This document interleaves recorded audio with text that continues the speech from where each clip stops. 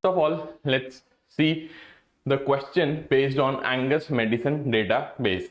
Okay, so database of Angus Madison, the famous economist. Question is based on that. Question says, according to the Angus Madison database, which of the following statements about India and China's share of GDP, global GDP, is true? So this database dates back to 1600 AD, 1000 AD, 1700 AD. Various timestamps have been provided in this particular database, and you have to decipher that which of the following statement is correct regarding those time period.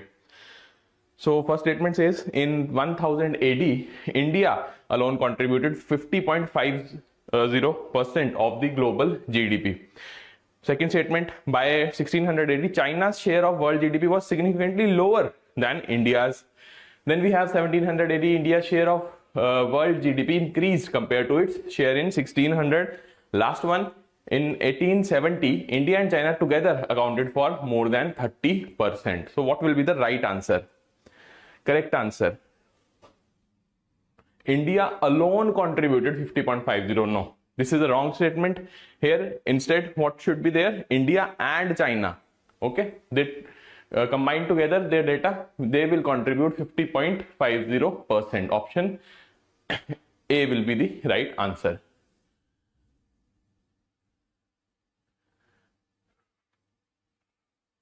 Yes, A will be the right answer here. Next, according to World Bank's classification of economies based on per capita income, PCI, which of the following is true? You have to select the correct statement here.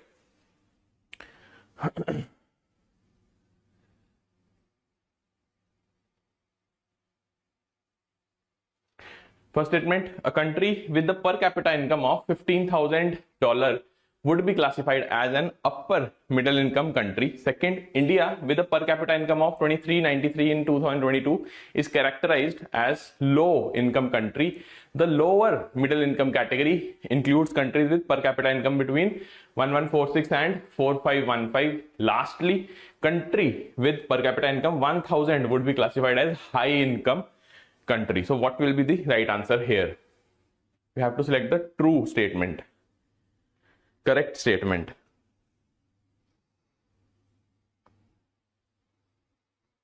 Quickly tell me.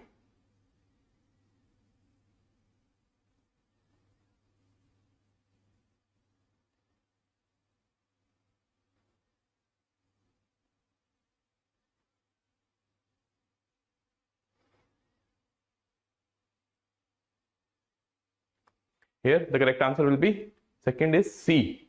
Okay, yes, the lower middle income category falls under 1146 to 4515. And when we talk about India falls under this lower middle income category only, and the per capita income right now it is hovering around 2393 and $2395. Okay, so you must remember all these four limits: low income, lower middle, upper middle income, and high income. Next, the phrase Hindu rate of growth, coined by Professor Raj Krishna in 1978, refers to what?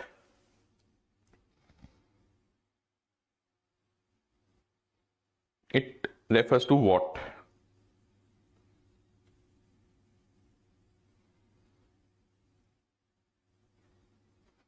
See, these questions are very easy, I would say. So you must complete these questions by mostly I would say within 30 seconds. More than 30 seconds if you are taking up, then you have growth. Rapid economic expansion of India post liberalization. Liberalization happened when? 1991, after 1991, but here the data is being asked, or the statement which is given by Professor Raj Krishna dates back to 1978. So first statement is anyways wrong.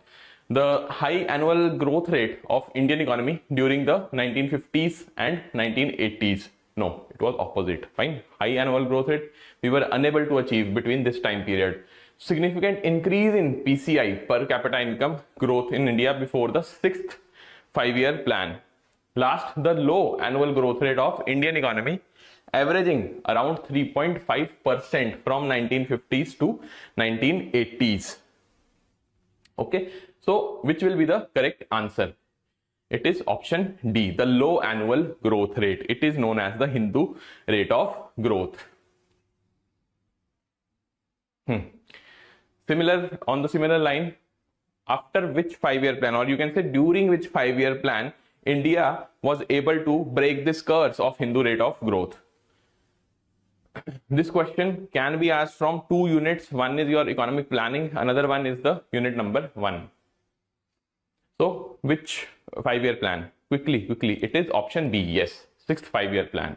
Here you can see 6th 5-year plan pertains to which time period? 1980 to 1985, and the Hindu growth rate, the term was coined by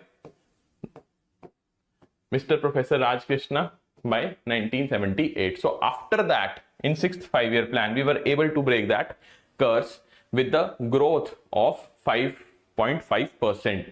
And what other objectives were there in 6th 5-year plan? Strategy established under Garibi Hatao to combat poverty. Poverty was the target of the 6th plan. Then family planning was broadened to control the population growth.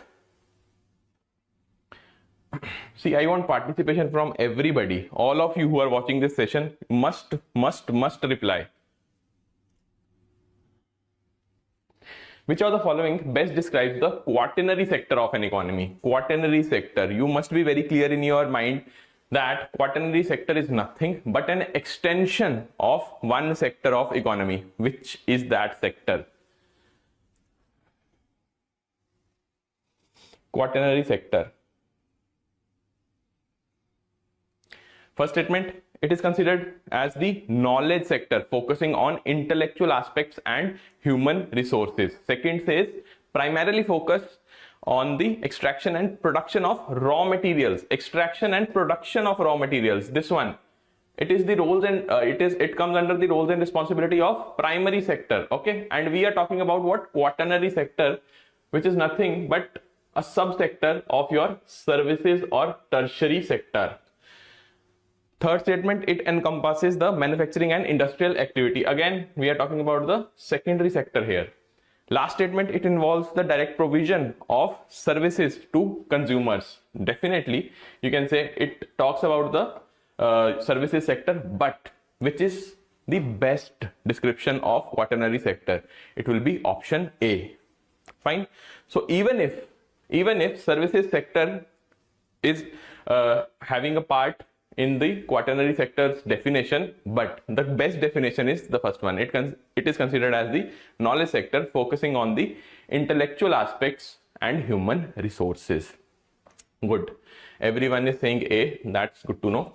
Quaternary sector, what are the examples? Examples also you must know. They are teaching, research and development, and includes employees in office buildings, elementary schools, university, classrooms, hospitals, physician, office, theaters, accountancy and brokerage businesses. Fine. All those sectors which are assessing the strength of economy's human resource or intellectual aspect of the economy. So where does banking fit in? What do you think? Banking comes under the quaternary sector or not? Yes or no? Quinary is brain. Very good, Naresh. Nice. What about banking? It will fit in quaternary sector or not? Okay. Next question, which of the following agricultural revolution is correctly matched with its corresponding field or product? Now these agricultural revolutions are important, but you need not to cram all those revolutions which are provided in the book, only the important ones. Okay, and not also the entire table, only the important relevant facts.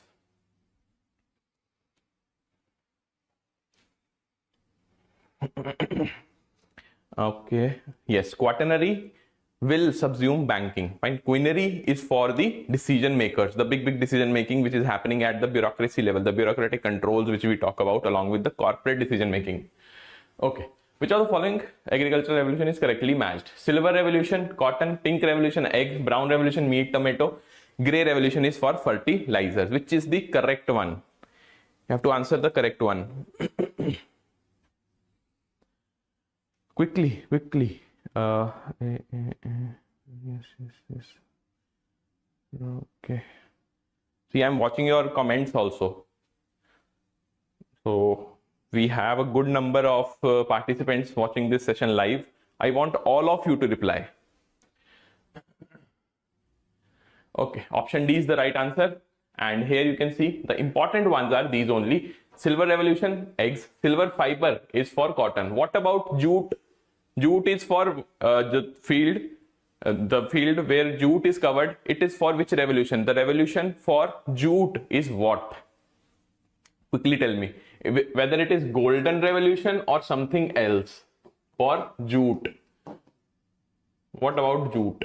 Pink revolution, pharmaceuticals, prawns, onions. Brown revolution, leather, cocoa, non-conventional energy. Again, this is very important because it covers the non-conventional energy resources. Next we have red revolution, meat, tomato, and gray revolution is for the fertilizers.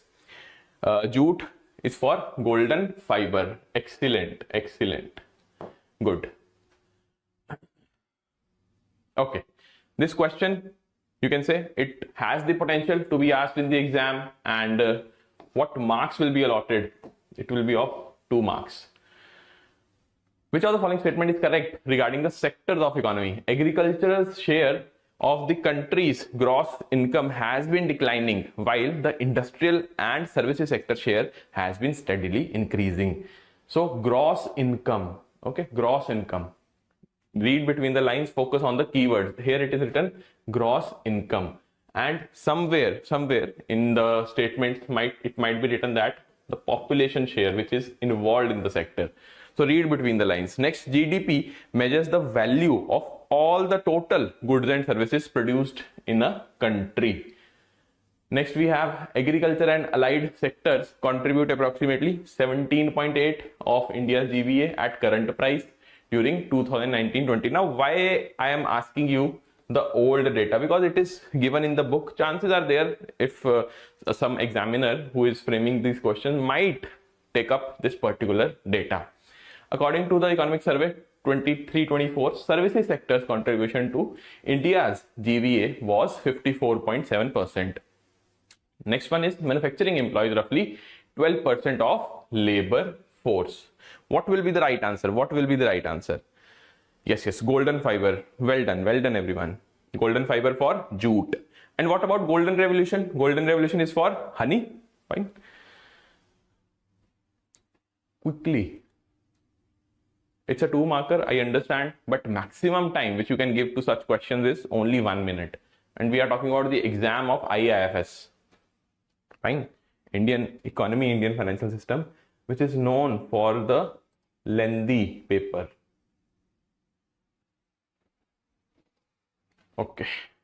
So the correct answer will be option D. D is the right answer. All these statements are correct. Fine. What about this question regarding the sectors of economy? So we are talking about various sectors, primary, secondary, and tertiary sector. You have to analyze all the options and give me the correct answer. First statement, let me read for you again. First statement says that the organized sector comprises of manufacturing and enterprise, business, school, hospital, and unit registered with the government. The organized sector, organized versus unorganized. I hope that everyone knows this concept. What is the difference between organized and unorganized? The basic difference. Next, the organized sector has higher unemployment than the unorganized sector. Unorganized sector or organized sector, where do we have the higher rate of unemployment? Higher rate. Informal workers are defined as those who work in unorganized firms, okay, fine, or families, including the regular workers. So when we talk about informal workers, do you think that regular workers will be included who are enjoying the social security benefits? Workers in formal sector who do not get any employment benefit, social security from their employees. So whether this statement is correct or not. Farming is one of the largest unorganized sector in Indian economy. Unorganized sector is characterized by small and scattered units which are largely not registered with the government. So what will be the right answer? Unemployment and this one. The correct answer is option A, B, C or D. Many of you are saying it is D. Then we have C B. Okay, so the right answer will be, obviously it is option number B, because 2 and 3 are incorrect. The organized sector has low unemployment as compared to unorganized sector. And when we talk about informal workers, it does not include the regular workers who are enjoying the social security benefits. Okay, which of the following characteristics best defines or describes the sunrise sector in the Indian economy? Okay, last question was option B, right? So keep on adding all those important facts or data points which you feel that are already not in your notes. Okay, so sunrise sector, correct option. A sector that is currently the largest contributor to India's GDP. Then sector that has reached its peak growth and now is declining. A sector that is in its early stages but shows significant potential for future growth. Last one, a sector that primarily focuses on traditional industries with minimal innovation. Option D, as soon as you see minimal innovation and we are talking about sunrise sector, just cross. Okay, just put a cross, because high innovation is one of the important characteristics of sunrise sector. First statement, a sector that is currently the largest in infancy, that is early stages. Option C is the right answer. Fine. Here you can see the examples are also provided to you. Green energy, fintech you must remember, this is the most prominent sunrise sector which we can see in our economy. Then IT sector, electronics, pharmaceutical, automobile, healthcare, infrastructure, retail sector and processing plants. All these sectors we are well versed with. Only fintech and green energy, you can say that right now we must focus on these two so that our economic growth has a big boom. Yes, option C. Good. Which among the following is not a method of deficit financing? When we talk about deficit financing is done when? When is it done? Deficit financing in an economy, it will be done when the government requires money. Simple. So which of the following is not a method of deficit financing? Can the government, can our government of India borrow directly from the private sector? Now some of you might think that private sector investment is there, right? So the deficit financing can be done from there, but not in a direct manner. The private sector is investing in the economy. The asset is being created by the private sector. But private sector is not providing the money directly to the union government. Okay. So the correct answer here is option D. Direct borrowing from private sector is not a method of deficit financing in India. D should be there, na? Yes, maximum there is D. So where is the topic of deficit financing discussed in the book? It is discussed in the economic planning chapter, and we have basically financial resources for the economic plans. Therein you have a topic of domestic budgetary sources. Then you have deficit financing, which acts as the second measure of financing the economic plans, and third one is your foreign assistance. Right, again economic planning. Let's see one more question here, because see most of the areas in module A have been covered by IIBF in the previous cycles. Economic planning is one of the chapter where there is a scope of asking some new type of questions.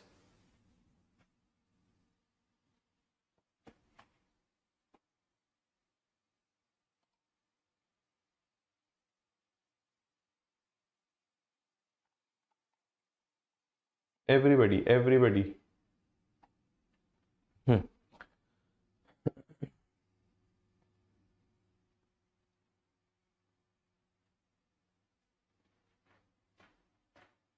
Which of the following statement is correct regarding the economic planning and 5-year plans in India?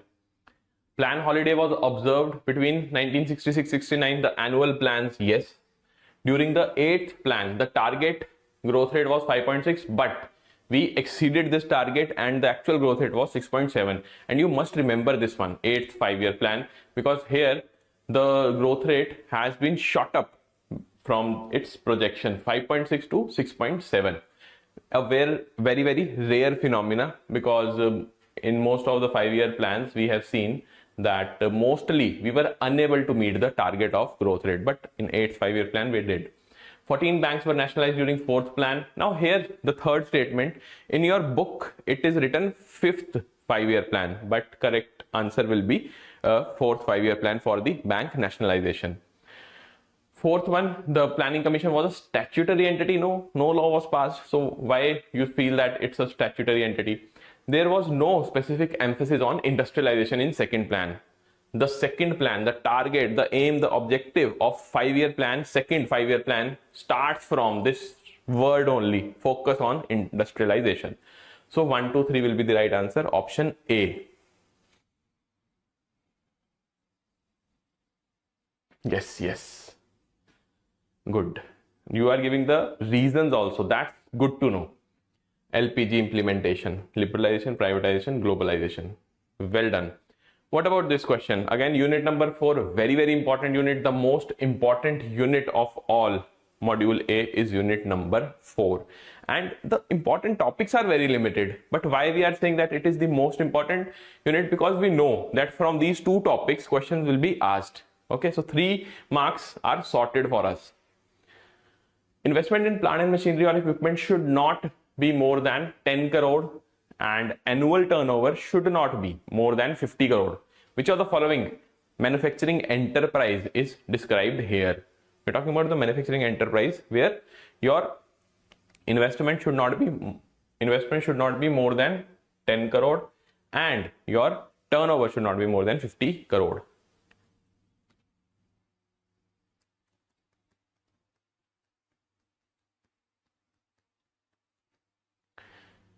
So it will be option B, that is small. Okay, we will be looking into the classification, but since this question again talks about that concept, first answer this one, then we will be jumping on to the particular concept also. We will be discussing the table because it is very important. This question, the ratio is being asked. Ratio between minimum investment in plant and machinery for small to medium. Investment ratio is being asked. So small is to medium. It will be what? We have 3 type of classification: micro, small and medium. So correct answer will be option B, that is 1:5. Okay, now let's move on to the explanation part. Micro 1:5, medium 50 to 250. Yes, good. Gururaj. Yes, I'll be describing. Manojan, don't worry, I'll be describing. Fine. Okay, now here is the chart or the table, whatever you want to call it. When we talk about micro, the investment in plant and machinery 1 crore. Then we have investment in plant and machinery as 10 crore for small. Investment in plant and machinery not more than 50 crore for medium. So you have to remember what? 1, 10 and 50.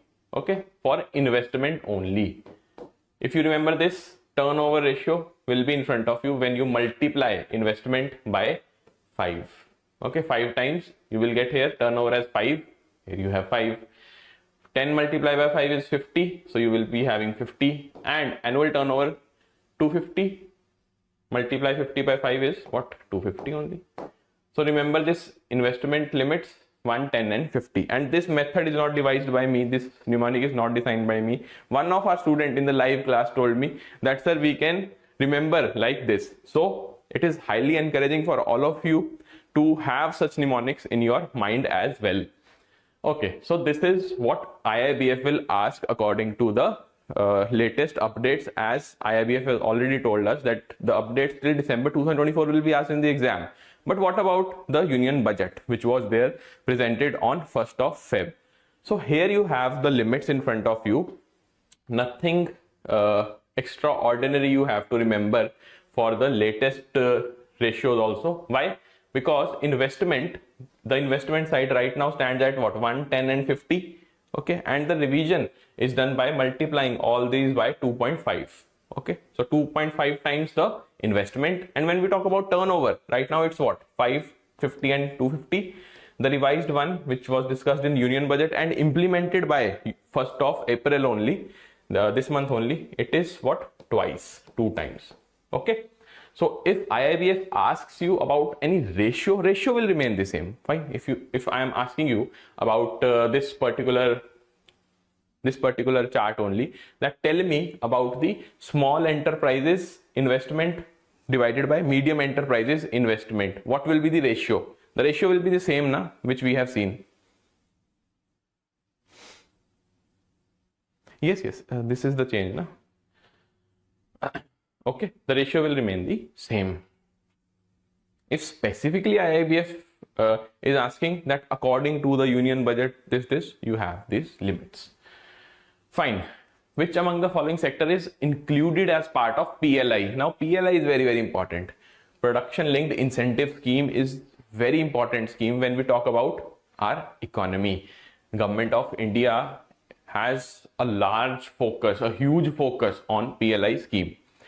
So which of the following sectors are included in PLI scheme? For which sectors the government will give you certain incentives if you are producing into these sectors, if you are having a plant and machinery specifically to produce goods from these sectors.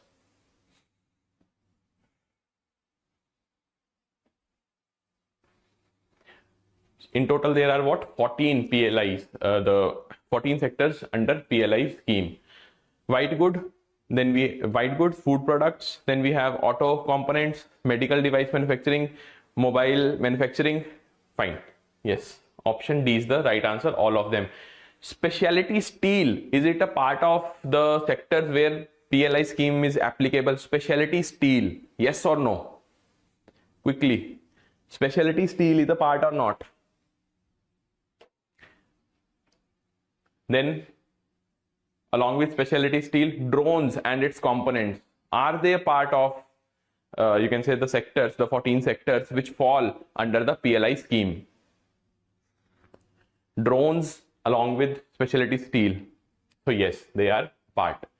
When we talk about PLI scheme, these are the 14 sectors which you must focus upon, and the specific focus must be on the drone and drone components, then ACC battery, highly efficient battery, highly efficient solar PV modules, then MMF sector, the man-made fiber segment of your textile products, then white goods, ACs and LEDs. Along with that, here specialty steel, a high graded steel used for various purposes. Okay, these are the most important ones, but in total we have 14.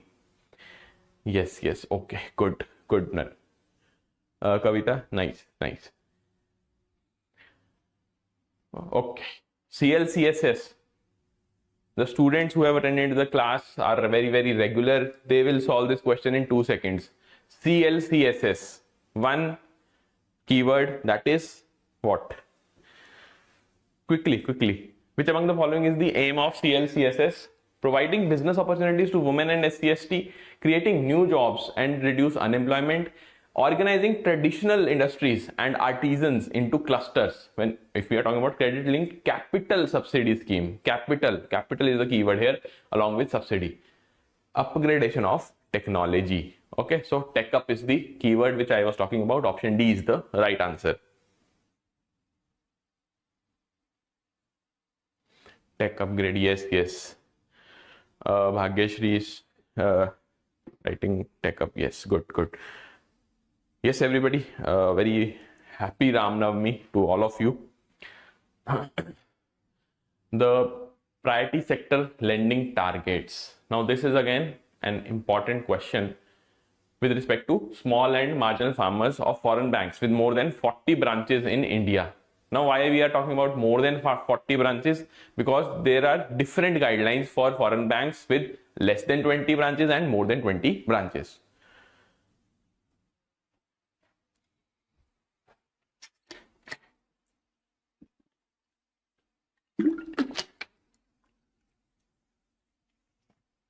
Correct answer will be what? Correct answer. See, we have to pick up our speed.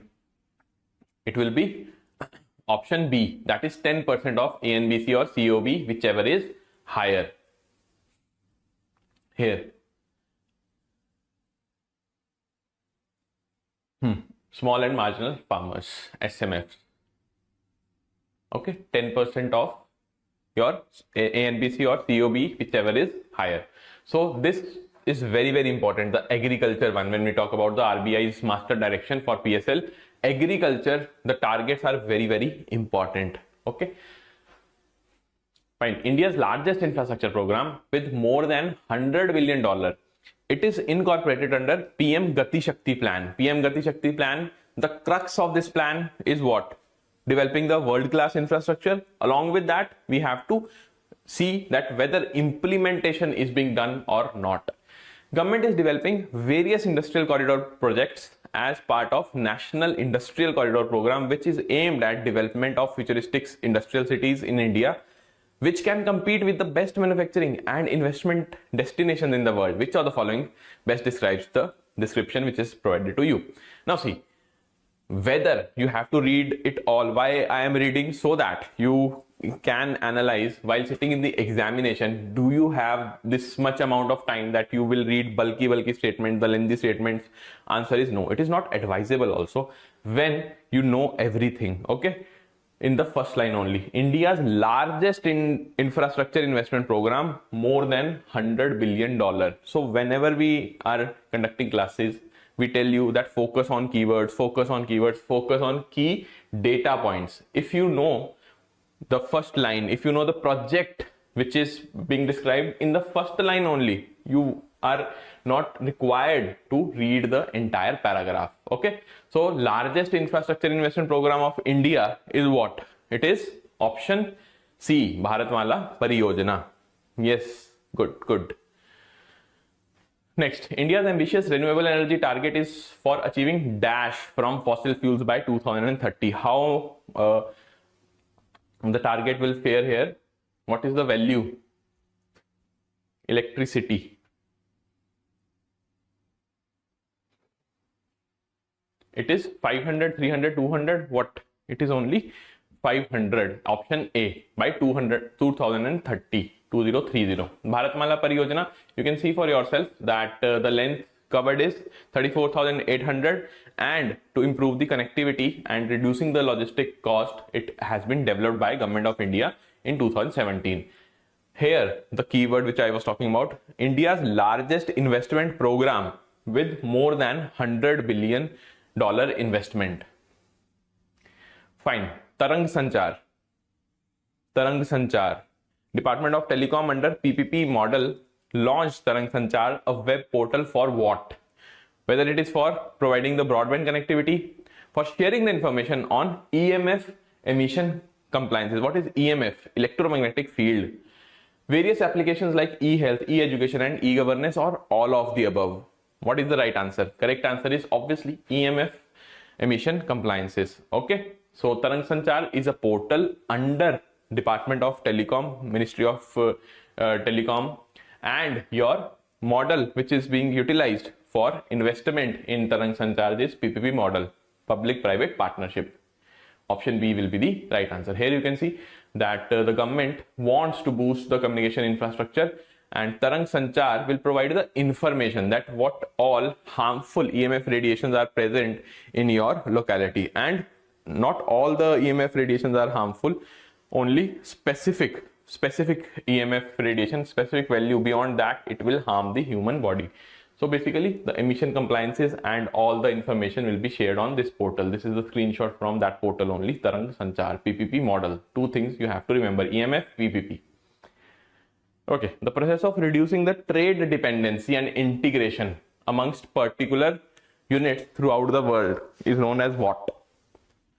When we talk about a process which is reducing the trade dependency, is it happening right now somewhere in the world? This process, where is it happening? Just now when we are taking this session. Okay, so the process is what? whether it is protectionism, deglobalization, tariff barrier, or any of the above. It is deglobalization. Fine. Process is deglobalization. And when we talk about a law, a country has made a law for deglobalization, it will be what? It will be termed as protectionism. Yes. Everybody knows. Good. Which of the following market reforms were an outcome of Narsimham Committee 2 for Indian banking sector? Narsimham Committee 2, a very important committee to review the Narsimham Committee 1 banking reforms. So the outcome was deregulation of branch licensing. Earlier, private banks, if they have to open, let's suppose 1 or 2 new branches, a fresh license was required. Prudential norms and disclosure requirements and capital adequacy. So, as we know, all of the 3 were an outcome of Narsimham Committee 2. Yes, good. Fine. Committee on Weak Banks was formed under the chairmanship of R.H. Khan, S.N. Verma, A.K. Khandelwal, or none of the above. 1998 Committee on Weak Banks. Option B will be the right answer. Verma Committee, fine, headed by Mr. S.N. Verma. These are the important committees. At least these 6 committees you must know. The name of the chairman as well as the name of the committee. So Committee on, you can say, monetary policy was headed by Mr. Chakravarti Committee. Then we have Financial Sector Reforms Committee headed by Mr. Narsimham, and Narsimham Committee 2 was on review of banking sector reforms. When we talk about Padmanabhan Committee, this is very, very important. Why? Because it gave us review of banking supervision, and RBI now has a department of banking supervision. Many of the ideas from Padmanabhan Committee have been inculcated in this particular department of RBI. Then Verma Committee on Weak Banks, this is the question. R.H. Khan Committee on Harmonization and Role of FIs and Banks. Okay, these 6 you must remember. What about camels? Okay, we're not talking about the animal camel, but we are talking about the Narsimham Committee 2. Camels in the financial world. What is camels in the financial world? Which among the following is not a correct match of the camels initiative implemented as per the recommendation of Narsimham Committee? 1981 decriminalization. Okay. See, everyone must reply. Okay. Yes. Everyone must reply. Okay, that's my expectation from you guys. Just pour in your questions, whatever doubt you have. We'll address that also. Which is not a correct match? C for capital adequacy, A for asset quality, M for money, L for liquidity. So M is for money or something else. It is for management. M for management. C is for capital adequacy, S is for asset quality, E is for your earnings, and L is for liquidity. Okay, S is for sensitivity, right? Okay. With reference to the concept of economic growth and economic development, select the correct statement. What will be the correct statement here? Correct statement. Economic development comes before economic growth. Is it possible that development is happening before the economic growth? You do not have any numbers to back your development, but still you are having the economic development. Then economic growth brings both the quantitative and qualitative changes in the economy. Quantitative as well as qualitative changes, economic growth. Economic development is a subset of economic growth, or is it a reverse order? Economic growth means increase in production. So which is the correct one? Correct answer is option D, because here economic growth is a subset of development. So it will be reversed. Economic growth brings what? Growth will bring only quantitative changes, because it talks about number, GDP number. Tell me the GDP numbers. Tell me your inflation numbers. All those things. Numbers are very, very important. Then economic development comes after or before the economic growth. It comes after your growth has been achieved. Here it is written before. So option D will be the right answer. Okay, SCOMET policy, foreign trade policy 2023. O stands for what in SCOMET? O. O stands for Organization, Outward Remittance, Ombudsman, or Organisms. We are in the class of Indian economy, fine, and we do not think that organisms will be the right answer when we talk about the financial world. But yes, SCOMET policy, O stands for organisms only. S for special, C for chemicals, O organisms, M materials, E equipments, and T is for technology. Okay, what is the target of Government of India when we talk about the FTP, Foreign Trade Policy 2023? So we want our overall exports to have a number of what? What will be the number? What is the aim? What is the target of Government of India? That we want to increase India's overall exports to USD 2 trillion or 1 trillion. What will be the right answer? It will be 2 trillion and by 2030. Now here, since in the book it is written, or you can say it is discussed, that FTP 2015-20, okay, this FTP foreign trade policy is being discussed in the book. When we talk about this FTP, according to this foreign trade policy, what was India's aim? What was India's aim for overall export? Okay, quickly tell me, what will be the right answer? Instead of FTP 2023, if the question asks you FTP 2015-20, what will be the right answer? Not from this, obviously, not from here. Tell me the number. It will be what? The number will be 900 billion USD. Okay, US dollar, 900 billion will be the right answer. Fine. Now let's move on to the FDI, the types of FDI. A parent corporation establishes a subsidiary in the destination country. It builds operations from scratch, like Hyundai India, then we have Pepsi India. They are the example of such FDI.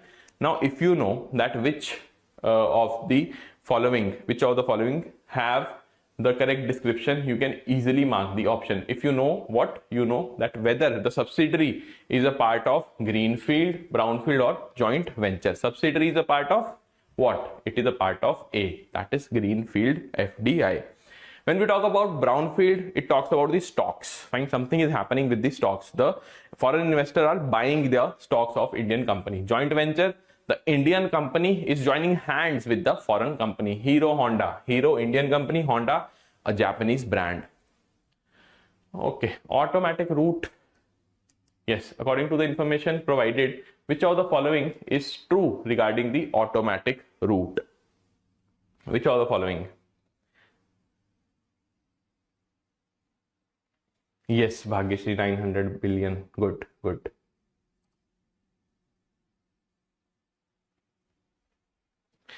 So FDI through the automatic route requires prior approval from the government, but not the RBI. Then we have Indian firms receiving FDI through the automatic route are exempted from reporting any requirements. Fine, no reporting is to be done. Reporting, fine, not the approval. We are talking about the reporting.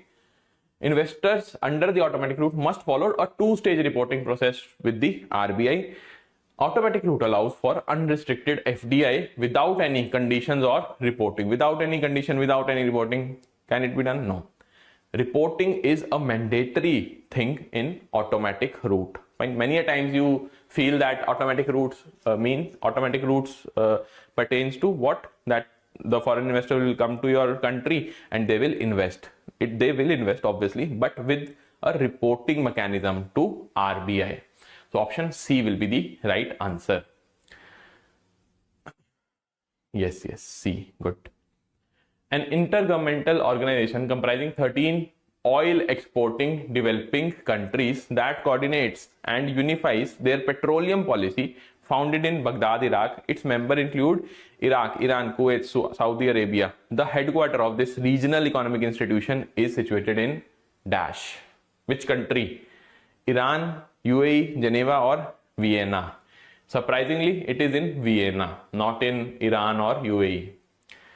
Okay, SDR, a very important question, a very important topic from IMF, International Monetary Fund. Which among the following statements are correct with respect to the SDRs? The SDR was created as a supplementary international reserve asset. Was it? The SDR serves as the unit of account of the IMF and other international organizations. So first two statements are correct or not? Yes, they are correct. The collapse of the Bretton Woods system. What was Bretton Woods system? A system which was established by Western European countries and the USA for, you can say, for moving out of the financial troubles which were caused because of the World War II. Okay, so Bretton Woods, a place in New Hampshire, USA. The collapse of the Bretton Woods system in 1973 increased the reliance on the SDR, whose value remained as equivalent to 0.888671 grams of fine gold, also equivalent to $1. So is it a correct statement? Mark this year, 1973. We are not talking about the genesis. We are talking about this year. SDR is neither a currency nor a claim on IMF. This is also right. What about the option 3? It is a wrong statement. Fine. Option C will be the right answer, because after the collapse of Bretton Woods system, we no longer use the fine gold or USD as equivalent to SDR. We use what? Basket of currencies. What all baskets, what all currencies are there in the basket? USA, we have Euro, then USA dollar, sorry, not USA, the country is not there. The dollar from USA, then we have pound, US pound, then Japanese yen. Along with that, two more currency. One is Chinese renminbi, and the last one is what? Last currency. Quickly, the fifth one. Okay, in the meantime, let's solve the question. Which among the following are the functions of MEGA? Again, a very important, you can say, body under the World Bank group. Yen, Japanese yen. I have discussed na Japanese yen. Yen to I have told you na. Dollar, then we have Japanese yen, then we have pound, Chinese renminbi, one more.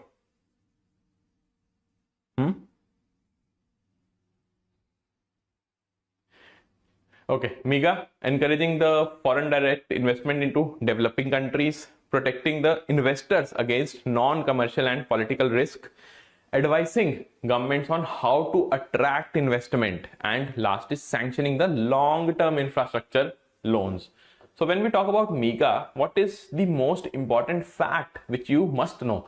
It talks about the investment. Hands down, its function, its role is to attract the investment, and specifically the foreign investments. Along with that, it also provides guarantee to the countries, guarantee to the partners who are providing the investment. And what type of guarantee? That in case of any political risk, political instability, or the risk of wars, we are here to help you. Such type of guarantee. So it encourages the FDI in developing countries, yes. Protects the investors' interest, yes, when we talk about the political risk. Advises the governments on how to attract investment, yes. So first three are correct. This one, sanctioning long-term infrastructure loan, is not done by MEGA. It is done by other World Bank group body, that is your IDA. Okay, it sanctions long-term goals, long-term loans. Fine. IDA, then we have some loans being sanctioned under your IFC, IBRD. So various bodies are there. In total, there are 5 bodies in the World Bank group. So correct option will be option number A. Here you can see IBRD, IDA, IFC, MEGA and ICSID. What is ICSID? It is an arbitrator. Whenever there is a dispute within various entities who are having some trade relations, who are providing some loan to the party who is present in front of them, then all the disputes are being handled by International Center for Settlement of Investment Disputes. India is not a member here, but when we talk about IBRD, IDA, IFC and MEGA, India is a member of all 4 of them, and it is a founding member of IBRD, IDA and IFC. MEGA, it is not a founding member, but whether it is a member, yes, it is a member. Okay, you can see for yourself that FDI into developing countries, protecting the investors' interest for political risk, against the political risk like wars, and how the government should attract the FDI. Okay, what about this? India has made 5 Panchamrit commitments. 5 Panchamrit commitments. Yes. Good, Naresh, Manoranjan, nice. Guru Raj, yes, pound sterling. Pound sterling, so it's a same one, na? We have discussed all the currencies. I was just asking you. Okay. India has made 5 Panchamrit commitments to combat the climate change. Which of the following is not one of them? So if you know that the SDGs, the Sustainable Development Goals, will expire by 2030. Okay, so you can eliminate some of the options, but here it is 2040, and the actual year is something else, not 2030. Fine. In place of 2040, it is not 2030. That is why I have included this question, because normally we have the tendency that okay, SDGs for 2030 only, so let's just eliminate. You will arrive at the correct answer, let me tell you that. But what is the correct year that you must tell? It will be 2070. Good Guru Raj. So achieving the target of net zero emissions by the year 2070. So it will be the wrong option. Fine, the wrong statement and correct answer, because it is asked that not one of them. Next we have achieving the 500 gigawatt non-fossil by 2030. Along with that, fulfilling 50% of energy requirement via renewable energy sources. India will reduce total projected carbon emission by 1 billion tons. A very, you can say, hefty target, but let's see whether we can achieve it by 2030 or not. Fine. And one more out of the Panchamrit, 4 we have discussed, one more is there. By 2030, India will reduce carbon intensity by less than 45%. Okay, disaster preparedness score as per the disaster resilience index in terms of SDG 13 in India stands at what? Disaster resilience index. Normally we leave such type of facts, but the advice is, if you have time, you must be covering such facts also, because they might ask you in 0.5 marks such types of questions. So it is what? The disaster resilience index 19.20. Option B will be the right answer. As per the Planning Commission estimates of 2011-12, percentage of population below poverty line in rural area is what? You have to tell me urban areas also. Fine, rural areas though you will be knowing here. What about urban areas? Quickly tell me.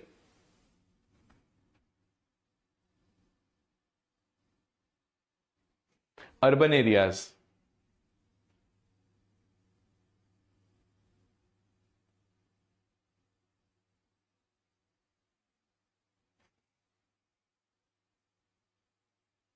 Urban areas also, everyone. I want reply from everyone.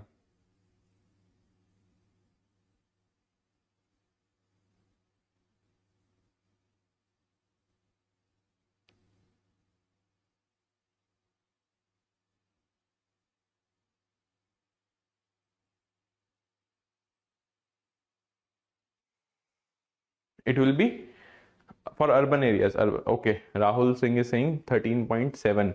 Okay, for the urban, and for rural it is 25.7. Urban is what? No, this one is for rural, na? 25.7 is for rural.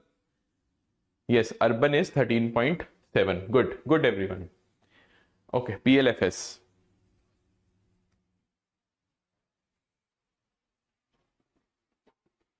The Periodic Labor Force Survey PLFS data from 2017 to 2023 also suggests that worker population ratio WPR has increased by almost what percent during 2017 and 2023.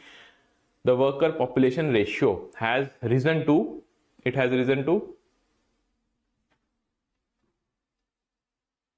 26%. So these are facts which you should remember, because IIBF might ask 0.5 marker question from these facts.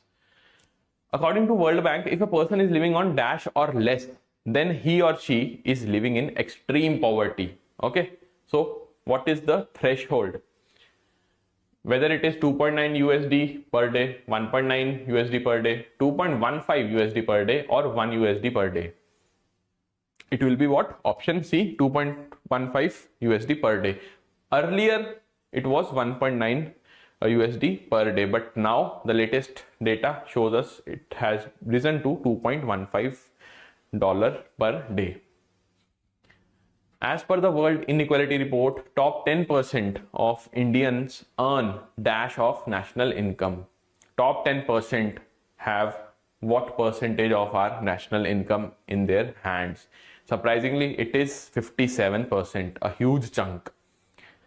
Okay, now let's move on to some schemes. Which among the following schemes organizes the traditional industries and artisans into clusters and make them competitive? Clusters.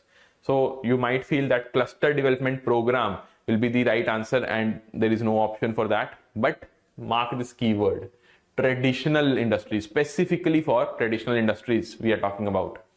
It will be Spurti, scheme of fund for regeneration of traditional industries.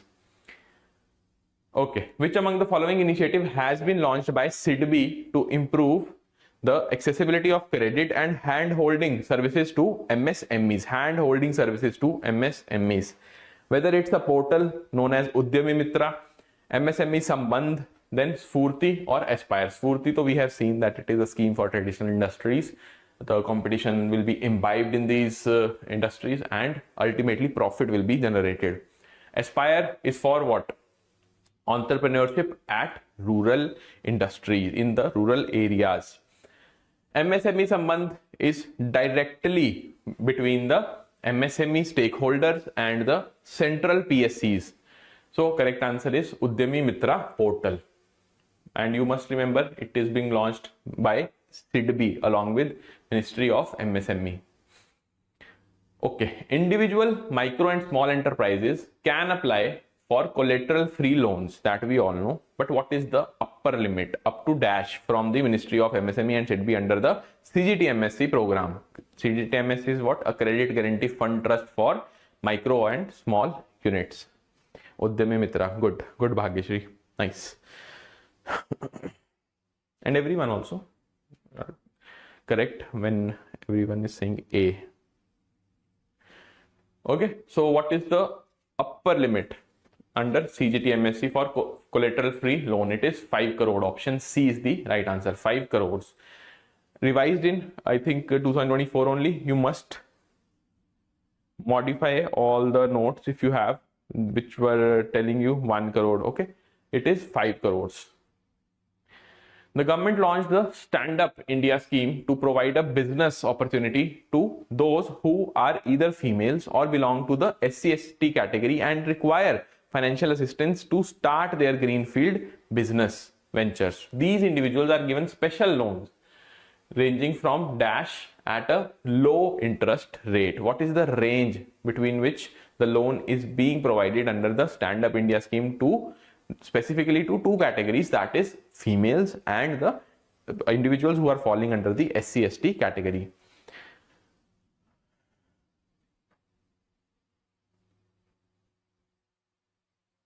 Udyam Harmony, yes, Mitra. It is option C, 10 lakh to 1 crore. Amrut Mission, urban infrastructure, smart cities. Okay, which among the following is the aim of Amrut being implemented by the government of India to help MSME upgrade their technology, to transform urban living condition through infrastructure upgradation, to encourage maintenance of cleanliness in India, or none of the above? First statement though is wrong, because MSME upgradation is not done by the Amrut.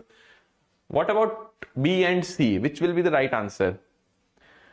Some people will say that C is the right answer. Are these people present in our class? I don't think so, right? We know everything. We know how to eliminate. Option B will be the right answer here, to transform the living condition through infrastructure upgradation. Amrut, Atal Mission for Rejuvenation and Urban Transformation. Launched on 25th June 2015, and 2.0 is also there since 2021.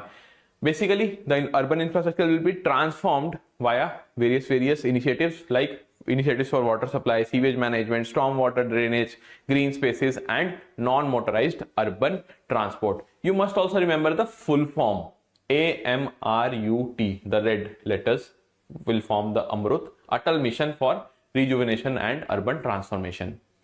Okay, dash is aligned with the 2030 agenda for sustainable development. Atal Mission, PM, yes, urban, good. Okay, B is the right answer. Well done, everyone. So, which of the following? Ayushman Bharat talks about health, PM Jan Dhan Yojana talks about financial inclusion, National Education Policy talks about the education of our country, then Health Mission talks about the healthcare facilities, and SDG 4 talks about the education. So correct answer will be option C, that is NEP 2020. Here you can see fourth is for quality education. Now when we talk about the healthcare, National Health Mission, Ayushman Bharat, it will fall under what? Quickly tell me. SDG, which one? Which is SDG? Can you tell me? Okay. Next question. ESG is considered a modern dimension of corporate social responsibility, CSR. It refers to the factors which determine the long-term and ethical impact of a business investment. What does E stands for in ESG? Okay. E stands for what? E stands for what?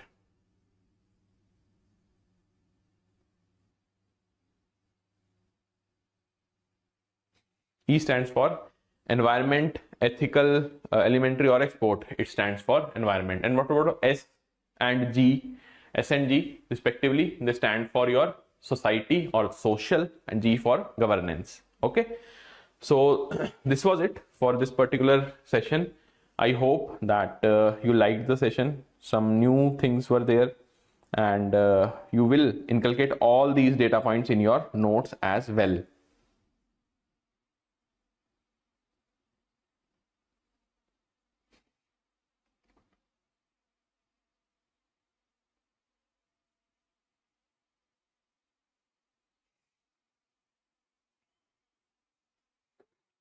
Okay. Right. Yes. Good. And what about the CSR initiative? What about the CSR initiative? Corporate social responsibility, CSR. There are certain penalties also. But what is CSR? What amount of obligation is under the CSR for the corporates? It is the minimum 2% of the last 3 years profit. Okay, this is the limit. And when we talk about the penalties, what are the penalties here? Penalties.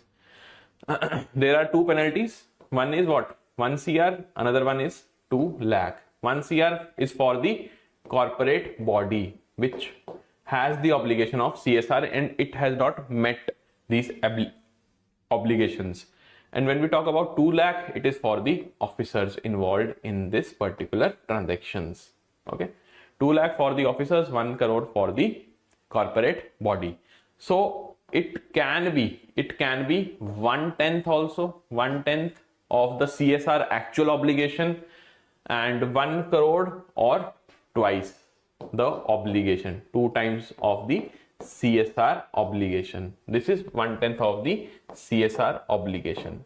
Okay, so just to add on this particular explanation. 2 lakh for the individual, 2%. Yes. Okay. Thank you everyone for attending the session. Next marathon will be, I think the time is 9 AM. Okay, so Vishal sir will be taking up the RBW marathon. 2%, 2%, 2%, 1 CR, good 1 CR for the your corporate bodies, the organization, and 2 lakh is for the 2 lakh is for what? The officers.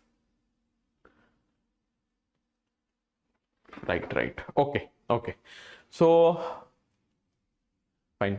Thank you for attending the session, everyone. How many questions will be asked in module A? Module A, the questions might range between 15, 17. That's the trend since last 2-3 times.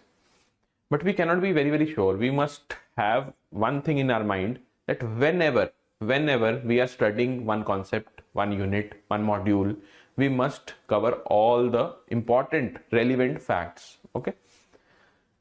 We should read and select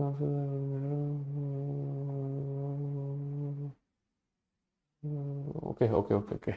Gururaj, one thing you can do, when we'll be providing you with the PDF now, you can just solve from there as well. Okay. But from next class, I'll inculcate that also. Don't worry. Yes.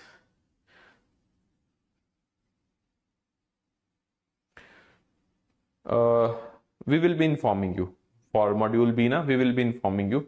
The schedule will be there. See, you must be very vigilant now, that whatever the updates are there in the YT, in the YouTube channel, JAIIB CAIIB English Medium, you must follow the posts. There is a post section in every YouTube channel. So just click on the post and you will get the latest updates.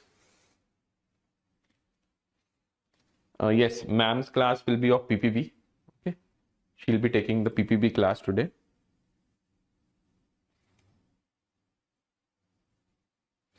Fine. So any other doubt?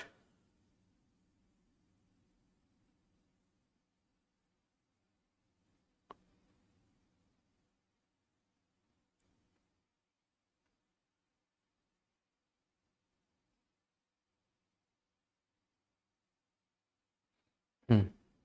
9 AM, Vishal sir will be taking up the class. Okay.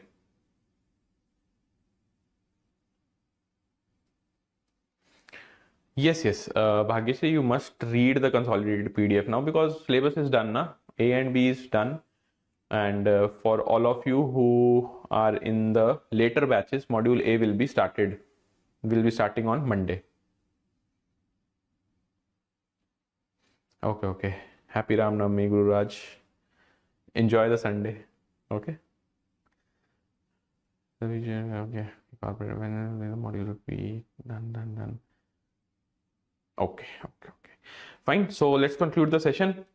And what are my expectations from all of you? That you will be regular in all the marathon classes, be it IFS, AFM, RBWM or PPB. Okay. Be regular, show your consistency, and do mark the important points from these sessions. Even if you are not able to score maximum marks, but be regular and try to jot down those points where you think that you will require some more practice. Okay. So on that note, we'll meet in the next class. Vishal sir will be taking up the RBWM class at 9 AM. So do join there and show your participation as you have shown here. Okay. So goodbye. First question is in front of you. Good morning, Bhagyashree. Good morning, everyone. Okay. So we have the first question in front of us, which talks about the economic thought. The basic definition of economics is being asked. Okay, there are 3 types of definition. The question is based on that particular concept only. Which of the following best describes the evolution of economic thought from a focus on wealth to a broader consideration of welfare and the fundamental problem of scarcity? So 3 types of definition are there in economics. All the 3 are being tested using this particular question. So option A, economics has consistently defined itself as the study of wealth accumulation with little regard for social welfare or resource limitation. B asks you, early economic definition centered on wealth creation, but later perspectives expanded to include the distribution of resources and the impact on human well-being, acknowledging the constraint of scarcity. So as soon as I will be reading the option B, I'll tick it because that is the correct answer. Fine. Option B will be the right answer for this particular question, because first, third and fourth, they are not at all right. Like let's see the fourth option. Economists initially prioritize the social welfare. Economists never prioritize the social welfare at the initial stage. Initially it was all about wealth creation. Fine. So option B is the right answer here. Well done everyone. Okay, which of the following statements accurately distinguishes between macro and microeconomics? There are 4 statements in front of you. You have to select the keywords. Okay, from this session, try to extract the keywords also. Do not just read the question, read the statement. Try to extract the keywords as well. Okay.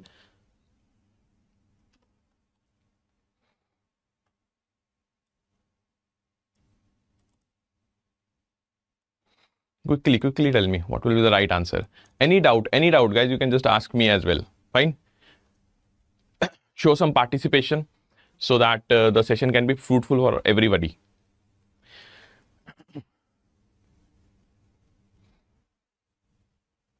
Fine. So macro, micro, what is the keyword? What is the keyword between macro and micro? Macro is a broader concept. Micro is a narrow one. Fine. And when we talk about macroeconomics, we are talking about the country as the whole, the entire nation we are talking about. Fine. And when we talk about micro, individual preferences. Fine. Individual preferences, individual level of income, all such concepts will be studied. And option C will be the right answer. Definitely everyone is telling me C, and all of you are correct. Fine. Job well done. Macroeconomics deals with broad economic phenomena like economic growth, monetary policy, whereas microeconomics study the behavior of individual households and firms in the specific markets. So one thing which you need to remember is not only the individual persons, but the business entities, the individual business entities are also included in your microeconomics. Option C. Fine. Question number 3. Now we have to state that which of the following statements are true for capitalistic or market economy, denoted by M, command or socialist economy, denoted by S, or micro, or you can say mixed economy, denoted by X. So M, S and X falls under which category? These 6 statements are asked. So 6 statements are given and you have to rearrange, or you can say arrange the correct option. Like supposingly you think that socialist economy is being talked about in the second statement, then S will be the answer here for the second statement. Likewise, all the other options. Yes, Madhavi, good. Micro, individual, macro, whole. Okay, different type of question. Let's just guess the paper, I would say. Fine. Let's just see whether IIBF will also come up with such kind of question. Fine. Let's try. Take your time.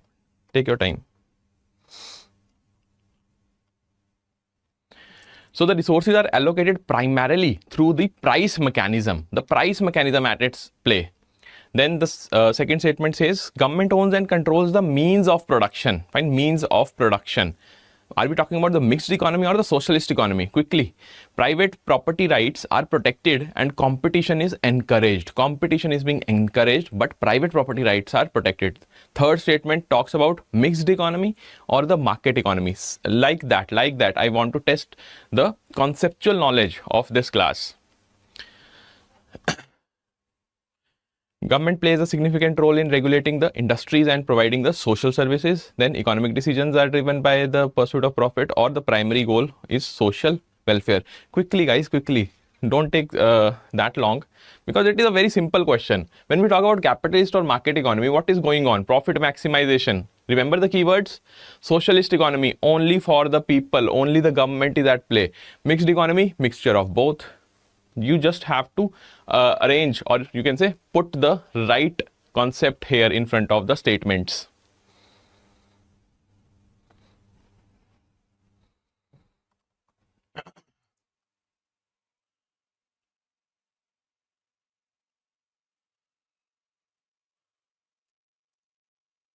Okay, so time's up. The correct answer is option A only. A very simple question. If you see, Resources are allocated primarily through the price mechanism. Where? In the market economy. Why? Because we want to maximize the profit. Fine, price mechanism only. We only think about the prices.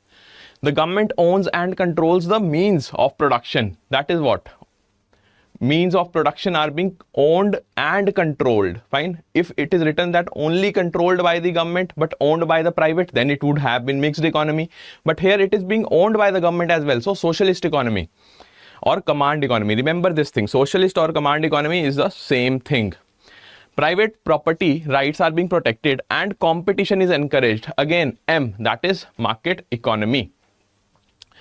Then we have the government plays a significant role in regulating the industries and providing the social services. Social services are being provided. So it is what? Mixed economy, because the government is playing role in regulating the industries as well, plus social services is already being provided. MSMX. Okay. Fine. Whatever the answer is, fine. You must be very clear in the concept. Correct answer is A or C, you can say, if the options are same. Fine. MSM, XMS. Yes. A or C, whatever you have ticked. The primary goal is to achieve the social welfare and reduce the inequality. Reducing the inequality is the primary goal of what? Your socialist economy. Economic decisions are driven by the pursuit of profit. Again, fifth statement talks about what? Which type of economy? It is talking about the market economy. Yes. Fine. A or C. Fine. You can say, or you can do one thing also. Just instead of S, write M here. Okay. Now A will be the right answer. Okay. Like this. This is what? M. Then this is what? Again S. Here it will be M. For this one it will be X, then M, and again S. Okay. This is the right sequence or the right order, you can say. Fine. Okay. Sri Harsha Srinivas. A will be the right answer if here I have written M. Okay. You have to remember this. The concept is important, not these small things. Fine. Okay. Economics as the study of wealth including man and means to achieve the scarce wants are the three major definitions of economics. Who were the proponent of these definitions respectively? Okay. You have to tell me the name of the economists. Very easy. The you can say concept of definitions starts with what? Your Adam Smith. Adam Smith will come in, then Alfred Marshall, and after that we have what? Robbins, right? Robbins will also be there. So basically three of the economists will decipher that what exactly we mean by the concept of economics. So when I talk about wealth, who will give it? Adam Smith. Then Alfred Marshall will chip in and say wealth along with man. And lastly, scarcity definition given by Robbins. So option C will be the right answer. Good. Everybody is telling me C, so that's good to know. Fine. This one, what about this? We are talking about one individual with some buying preferences, or you can say consumption preferences.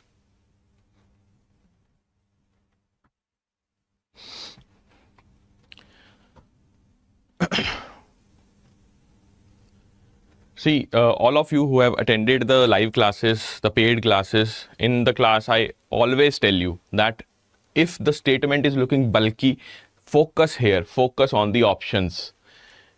Some keyword will be there in the bulky statement, in the big statement. You need not to read the entire statement. Okay, this question can be solved within 10 seconds. Focus here, law of demand. And we are talking about what? Some big prices. So who will give this? Who will give this particular theory? This particular case will be explained by which particular economist? It will be Thorsten Veblen. Yes, because we are talking about the luxury items here. Even if the prices are increasing and the consumers are there in the market, we are witnessing a rise, or you can say at least demand in the market. The prices which are rising for the luxury items, they are not hampering at all the demand of those luxury items. Fine. So which types of goods? They are known as Veblen goods. Fine. These goods are known as Veblen goods. And what about the inferior goods? Who will give the definition for inferior goods? Inferior goods definition will be given by, for this the answer is option A. Inferior goods, quickly. The inferior goods, Veblen goods, luxury items. Inferior goods, the definition will be given by Mr. Robert Giffen. Inferior goods, not the luxury goods, okay? Fine. Question number 6.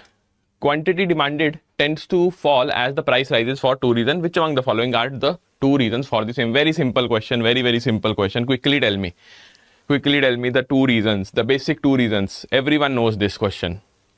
The answer will be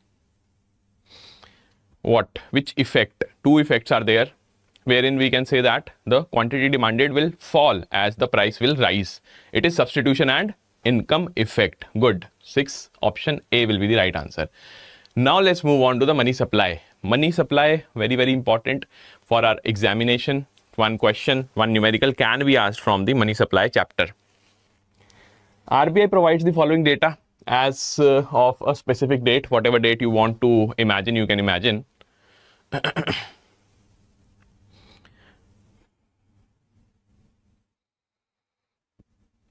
If you remember everything in the sense, all those things which we have discussed in the class, all those formulas starting from M0 till M4, you are in a position to answer this question very easily.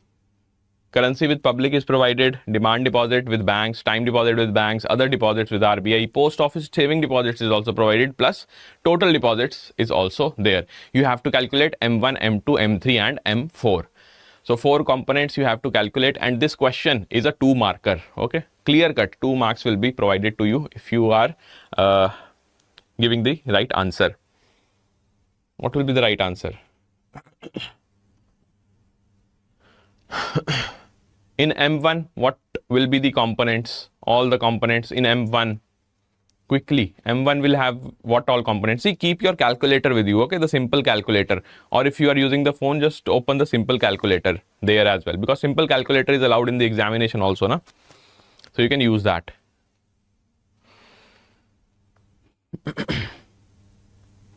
The formulas are important here. Otherwise, though, it's just what? You are adding. You are just adding things. There is no subtraction as such. No division, no multiplication.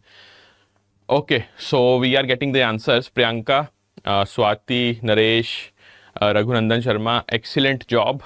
Option A will be the right answer. Good. Here, for your convenience, I have added the screenshot of the money type and the inclusions in that money type. M1 will include what? Currency with public plus net demand deposits and your other deposits with the RBI. In your M2, it will be M1 plus saving deposit with post office. M3 will have M1 plus time deposit. That is why it is known as what? Broad money. Okay, we are including what? Time deposit along with the demand deposit of M1. M4 will be what? M3 plus all the deposits with saving, with your post office saving organizations, excluding the NSC and Kisan Vikas Patra. Okay, here you can see M1 is equal to 65 lakh 60,000 crores. M2 will be equal to what? 70 lakh 60,000 crore. Then we have 1 crore 35 lakh 60,000 crore as the M3, the bigger chunk, the broad money, and M4 is this. Okay, so I hope that everyone was able to find the correct answer. And Guru Raj is telling us that by using elimination, it is easier to find. Yes, such things happen in the actual exam also. Fine. Nice observation, Guru Raj. Okay, a commercial bank receives a new deposit of rupees 10,000. Reserve Bank of India set the required reserve ratio CRR at 5%. You have to calculate the total amount of money that can be potentially created by the banking system from its initial deposit. Now this question is a tricky one. Might be something new for most of you, but let's just try to solve it. We know one concept, that is your money supply, and based on that we will try to answer this particular question. Money multiplier. Okay, amount of money that can be potentially created. Fine. How it will be created? Using the money multiplier concept. Fine. Money multiplier. Just give it a shot.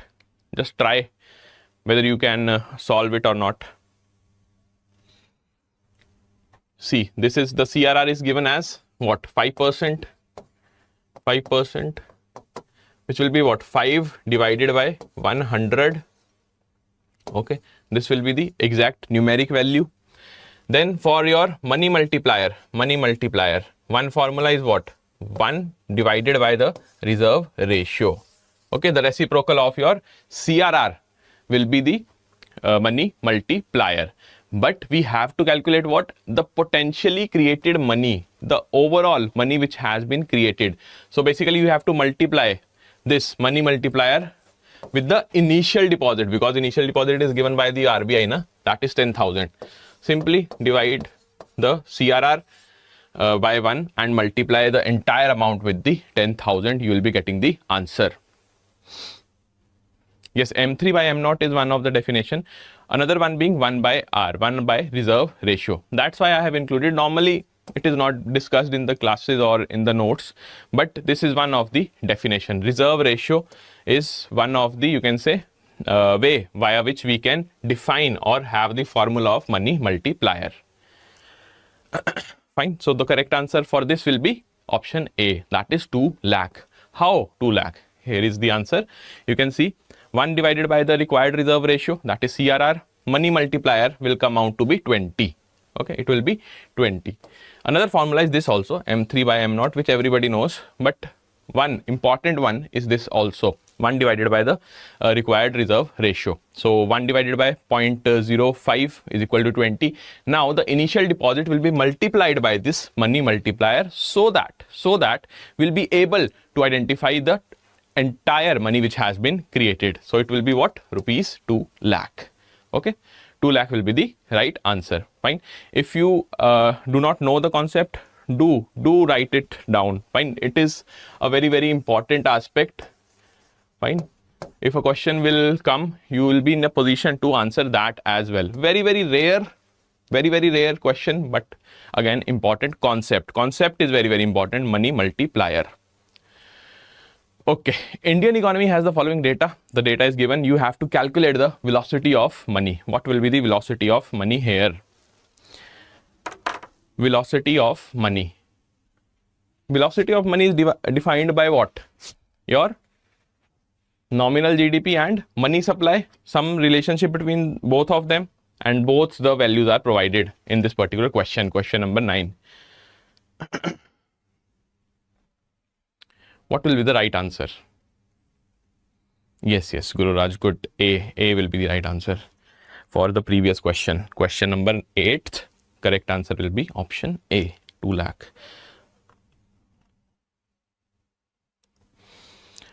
Okay, so for this, it will be what? 12, 4, 24 or 8? It will be obviously 4. Fine. Option B will be the right answer. Nominal GDP divided by your money supply, you will get velocity of money as what? 4. V is equal to 4. Money is also running in the morning. Fine. Calculate the GDP deflator in an economy where the real GDP is rupees 200 crores, nominal GDP is 400 crores. What will be the right answer? Simple question. A very simple question. Yes. Good everybody. Nice. So I am seeing various answers which are correct. All of you are correct. Good to know. Okay, along with this, keep on asking your doubts as well. Okay, if you have any doubt, you can just ask me. So GDP deflator, what is the formula? Nominal GDP is given, real GDP is given. What will you do? You will do what? You will just divide the nominal with real and multiply by 100. You will get what? Option B, that is 200%. Okay, if the price index during May 2024 is 193.40 and was 186.20 during May 2023, inflation rate is what? Fine. By all these questions, what we are trying to do in this particular session is that all the relevant formulas, all the important formulas of module B, as well as the important theory, or you can say theoretical concepts of module B will be covered. Yes, yes, Amita, good. Nominal divided by real. Everybody has given the correct answer. Good, good. So price index during May is given, and May 2023 is also given. You have to calculate the inflation rate. Very simple. Very, very simple. 193.40. I'll subtract it with what? The previous year's data. That is 186.20 divided by what? The previous year data. This will be the right answer. Okay. In percentage form is asked, so multiplied by 100. What will be the right answer? It will be option B. Good, good. Nice speed by most of you. Speed is also improving, I think. That's good to know. Okay, question number 12. Based on the information provided about the CPI in India, which of the following is true? Which of the following is true? Some information is provided regarding your CPI. Which you can say information is true? Consumer Price Index. Which is true? CPI is released annually by NSO. Core inflation includes effects of volatile food and energy prices. Current CPI uses the base year of 2012 with base value 100, or CPI is measured at wholesale level. What will be the right answer? Nice, nice, Shazia. Nice speed, I would say. Option C will be the right answer, because here CPI is released what? Annually or monthly? The core inflation includes the effects or it excludes the effect, right? Core inflation, we get the core inflation after excluding the effects of volatile food and energy prices. And WPI is measured at wholesale level, not CPI. Fine, CPI is measured at retail level. Option C will be the right answer. Okay, question number 13. Let's jump on to question number 13, the most important unit. You can say conceptually, the most important unit, unit 15, we have entered into that. Yes, yes, monthly. Good, good. So I hope that the session is, serving the purpose. You are able to revise, recall, and know that what are the important topics where you need to focus upon. Okay, level of question is also, matched with the IIBF examination, the PYQs. Okay, what about 13th question? Classical and Keynes theory of interest.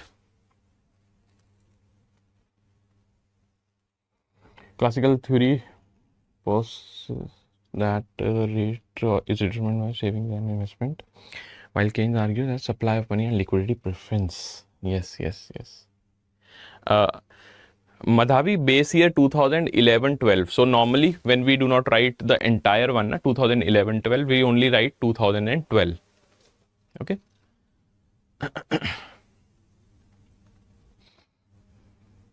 What is the right answer here? Yes, everybody is right. Option B will be the right answer, because classical theory will say what? The classical economists will say that it is being, the rate of interest is being determined by two factors, savings and the investment, supply of saving, demand of saving. But J.M. Keynes will come with the liquidity preference theory for your rate of interest, and he will say that it is just a monetary phenomena and determined by the liquidity. Fine. Option B. Okay. Now let's move on to the Keynes liquidity preference theory. Which of the following correctly matches the motives for holding the cash with their respective description? There are three motives, right? Transaction, speculative and precautionary motive. Everybody knows. But what about this particular question? Tell me the right answer.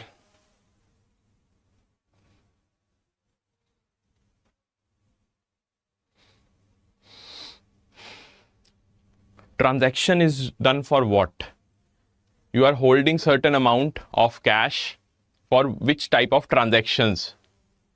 Day-to-day or unforeseen expenses or speculative transactions are going on. What is the right answer for question number 14th?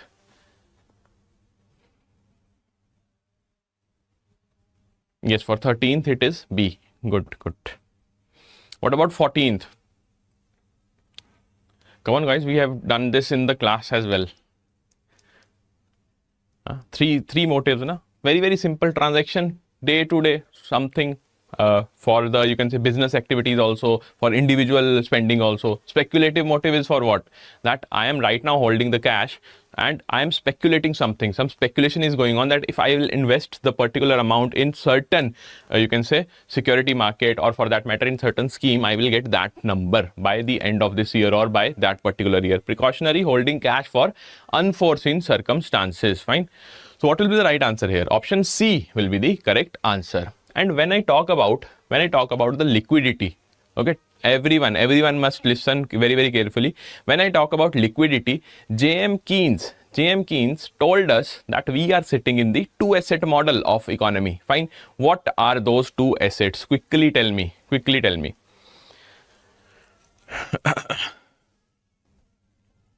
What are those two assets?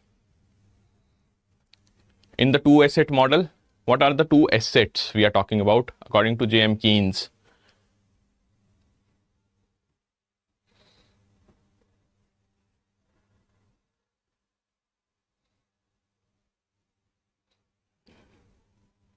Yes, good Swati, good. So bond and cash. Fine, good. Everybody, nice. Question number 15. In the ISLM framework, if the Indian government increases its spending on infrastructure projects, which of the following is most likely to occur? Indian government is spending, it is increasing the spending on the infrastructure projects. You have to relate this spending with the ISLM framework. What will be the right answer?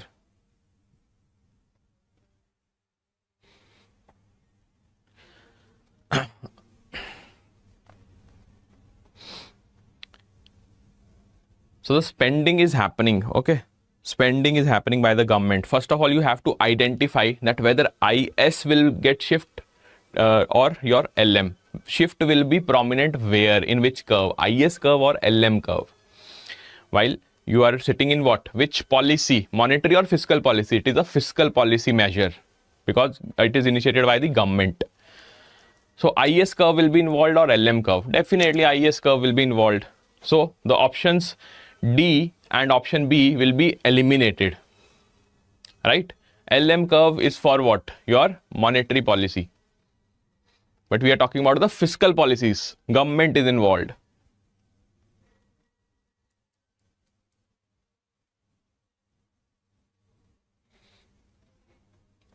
So it will be what? Option C.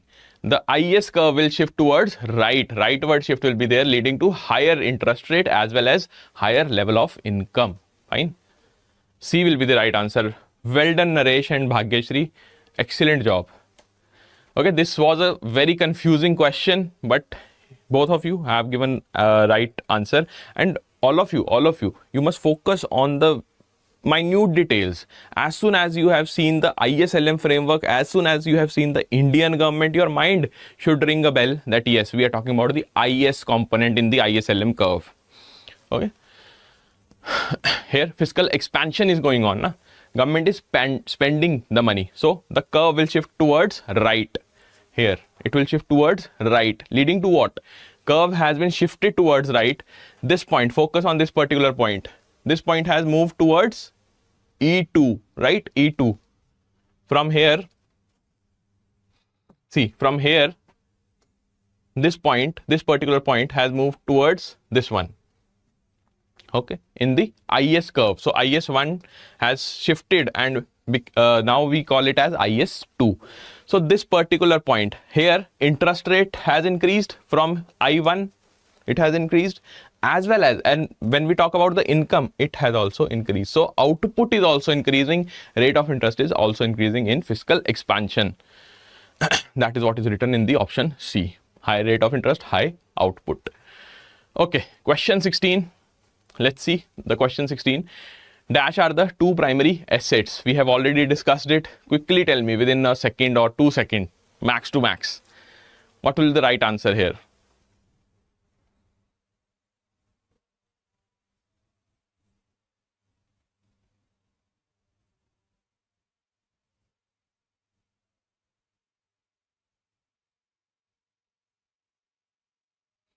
Quickly. It is cash and bond. Option C. Nice. Which of the following is not a characteristic of business cycle? A very simple question. Business cycle, just keep one thing in your mind. Such type of questions will be asked. Simple question, not tough. Not at all tough. And even if the bulky statements are asked in the business cycle, the conceptual clarity will help you out. Because we have distinct phases, 4 distinct phases are there, and we can easily identify that which particular phase is being talked about in which particular question. So here, which is not a characteristic, it is non-pervasive in effect, fine, because it is having a pervasive effect. It penetrates in the entire industry. So option A will be the right answer. Okay, in which phases of business cycle the following characteristics are observed? Following characteristics, question number 18th. Yes, 17th A is the right answer. Good. Fine. It is recurring, na? It is recurring. Synchronic, recurring, wave-like motion. Fine. Question number 18th. Let's see. Which of the following phases are being talked about in the particular question? Extremely low aggregate demand in the economy that causes the business activities to slow down. Inflation is comparatively lower. Now this particular phrase, comparatively lower, will be the decider here. Employment avenues begin to close, forcing unemployment rate to rise rapidly. Unemployment rates are rising rapidly now. So option B will be the right answer. That is depression phase. We have moved towards depression phase from what? From the recession phase. Okay. Because inflation is comparatively lower. Fine. In recession phase, we have okayish the average inflation, and after that more prices will be lowered and we will reach to a stage where inflation is comparatively lower. Okay. No. Recession won't be the right answer. It will be depression, because employment avenues begin to close. Na? There are no employment avenues at all. Unemployment rate rises rapidly. Okay. Business activities are also slowing down. Na? In the recession phase, what happens? The business activities are not slowing down that much.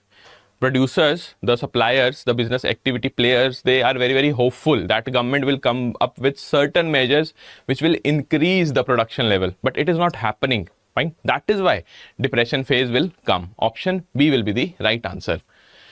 Okay. Question number 19. Tenors of the term repos conducted by RBI under your TLTROs were between what? Simple question. You have to just tell me the term between which the RBI has conducted your TLTRO.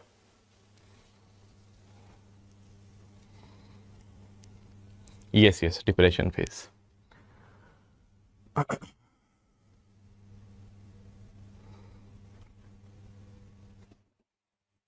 See, the business cycle, what happens? Let me just again explain to all of you. Business cycle starts with what? Boom phase. Fine. Boom is happening. Why? Because everything is high. Fine. Inflation is high, price level high. Obviously, inflation is there, so price level will be high. Employment rates are high. The level of income is high. Production levels are high. Everything is high. And after we have reached the peak stage of the boom phase, we will witness a fall in demand. Why? Because prices are rising, but the level of income is not rising. Na? So inflation will be there. As soon as we will move towards the recession phase, inflation has kicked in, and now inflation is there. Inflation is there to stay for a while. At the later stage, inflation will be falling down, and as we move to depression, it will fall down further. Okay, that is what inflation, that is how the inflation trajectory is in the business cycles. Okay, for 19 it will be option A, 1 to 3 years, TLTROs, targeted long-term operations. When you are selecting, the RBI is selecting one important sector where it wants to infuse some money, and this particular setup happened when? During COVID. Okay, what about this question? Question number 20. According to the regulations set by the RBI, which of the following statements regarding the maximum and minimum limits of the cash reserve ratio and statutory liquidity ratio SLR is correct? What will the right answer here?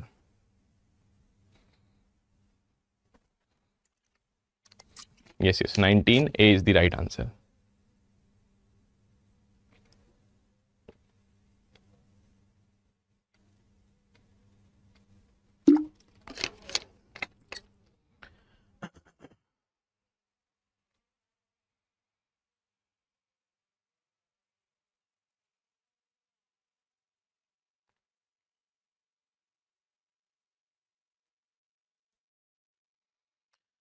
So CRR, SLR, what is the basic difference? If you know, then very simple question. CRR has a legally defined maximum and minimum limit, while SLR has no set maximum or minimum limit. Legally defined, a very big statement, okay, a very big word, that some legal aspect is involved in CRR's identification. CRR has no legally defined maximum minimum limit. SLR has legally defined maximum limit but no statutory minimum. SLR has legally defined maximum minimum limit. CRR has no maximum or minimum limit. Both CRR and SLR have legally defined maximum and minimum limit. So what will be the right answer? For CRR, whether you have, wherever you have studied, have you ever read that CRR should be minimum this much, maximum this much? No, there is no limit. For SLR, only one thing is there, as prescribed by RBI, that the maximum limit cannot go beyond your 40%. No minimum limit at all. So what will be the right answer here? Option B will be the right answer. Okay, question number 21. Which among the following sections of the RBI Acts consists of the provisions with respect to accountability of RBI with respect to inflation targets? Fine. Accountability of RBI with respect to inflation targets. Read between the lines. Read the question very, very carefully.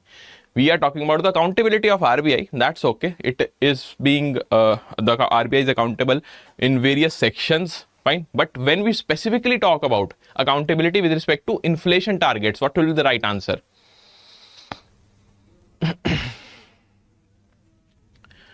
Quickly.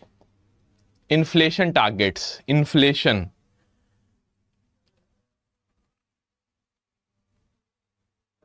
Section 45ZB is for monetary policy. Fine. In the classes we have done monetary policy, section 45ZB. But when I specifically talk about inflation targets with respect to inflation targets, it will be what? Section 45ZN. That is option C. So if there is any confusion, just note down this particular point, that when we talk about the accountability of RBI, it is there in section 45ZB as well as 45 section Z, you can say 45ZN.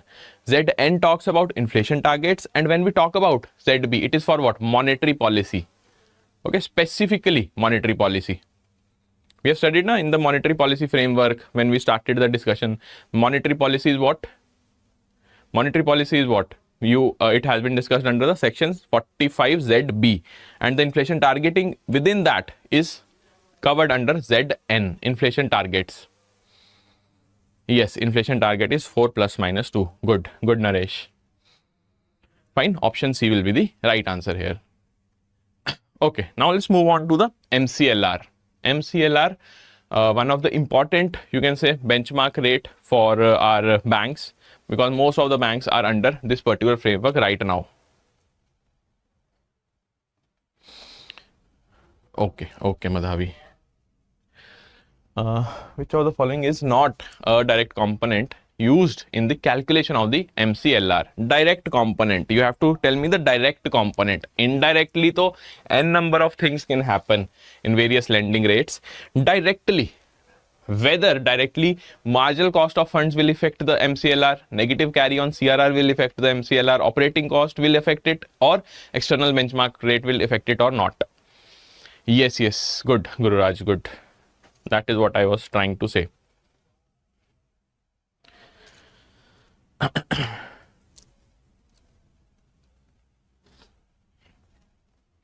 And one more thing for all of you, who are the students of our live classes, I have shared one PDF in the group. Okay, that is the updated one. So do go through it once. You will see 1 or 2 changes in the course which we have studied earlier. Fine. What about this one? it will be external benchmark rate, because MCLR talks about the internal benchmark, not the external benchmark. External benchmark rate includes what? It includes repo rate or not? Yes, it includes. What about the T-bills, or T-bills pertaining to how many months? 3 months, 6 months, 90 days? What? External benchmark, EBLR.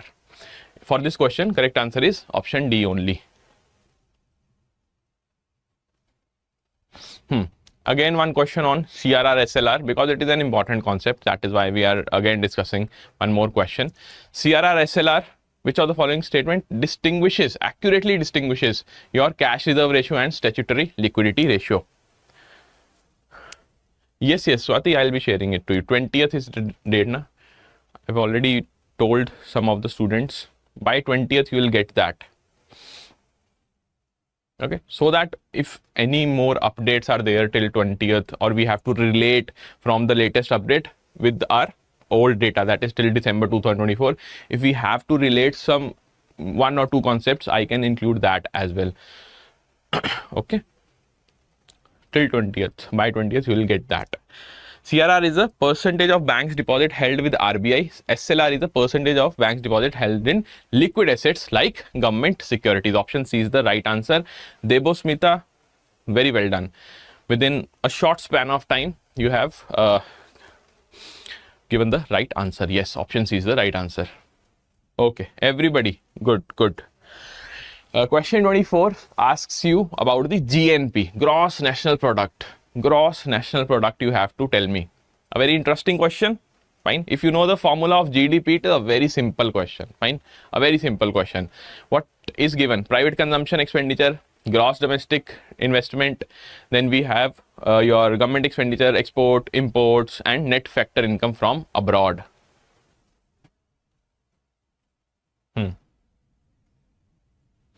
You must know the formula of GDP for this particular question. If you know the formula of GDP, then you have to only factor in what? NFIA.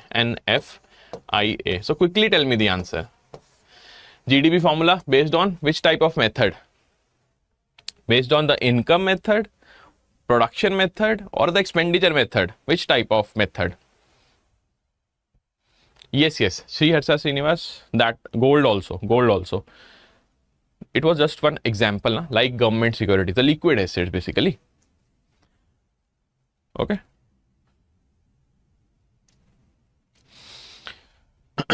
Okay, so I am getting the answers. GDP minus NFIA. Okay, what is the correct answer? Tell me the correct answer. That will serve the purpose. Otherwise, the formula is correct. It will be how many crores? We are talking about crores. Option B will be the right answer. Here you can see C plus I plus G plus X minus M. That is the net exports. Export minus import means what? Net export. And one is NFIA. So we will be adding that as well. Net factor income from abroad will be added, because net factor income from abroad includes what? It includes the money which is being transferred by the Indian residents residing somewhere else, Indian residents, minus your money which is being sent by the foreign nationalists who are residing within India. So net factor income from abroad. Correct answer will be 9 lakh crores. Good. GNP. Via these questions, what you need to do is collect the formulas, write them down. Fine. Again and again, revise them as well, because ultimately questions will be asked from these formulas. Okay.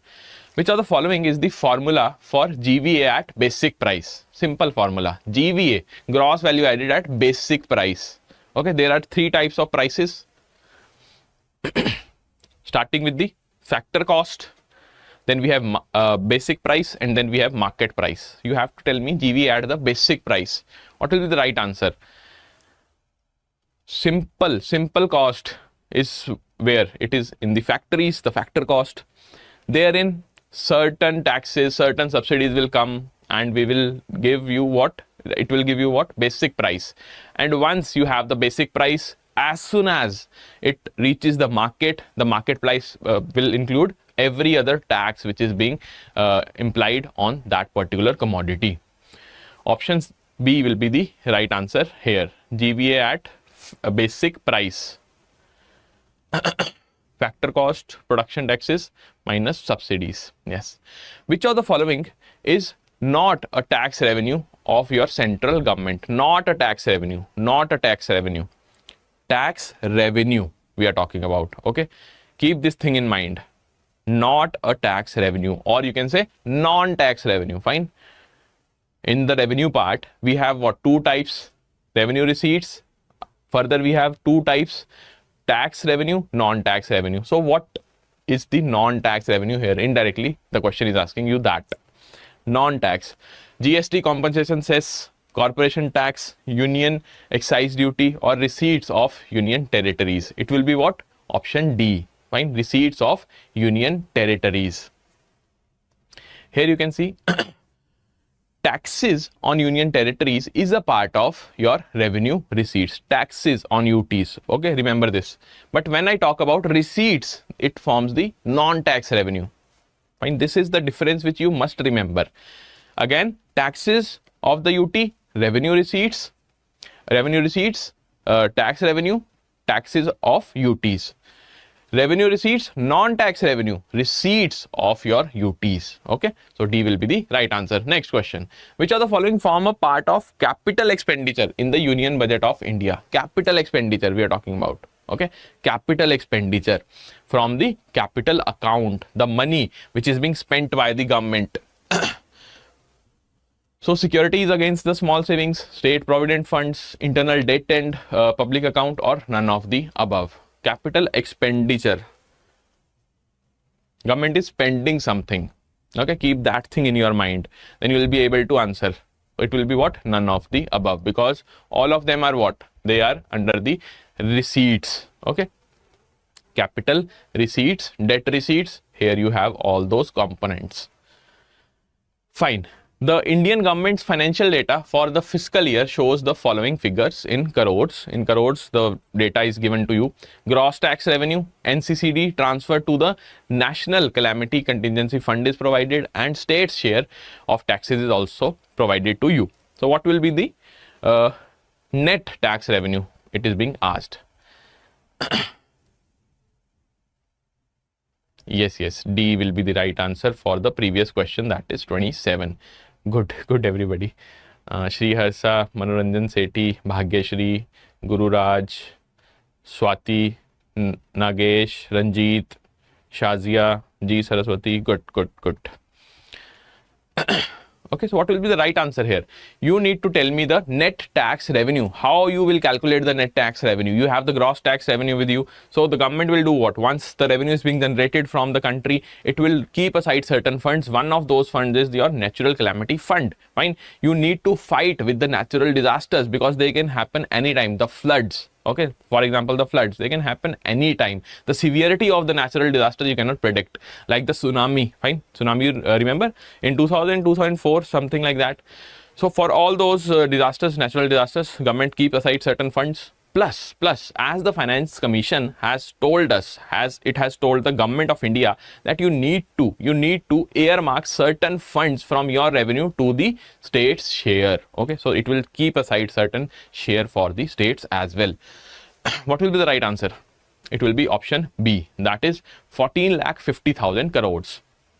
Okay, gross tax minus NCCD minus state share, you will get the figure as 14,50,000 crores.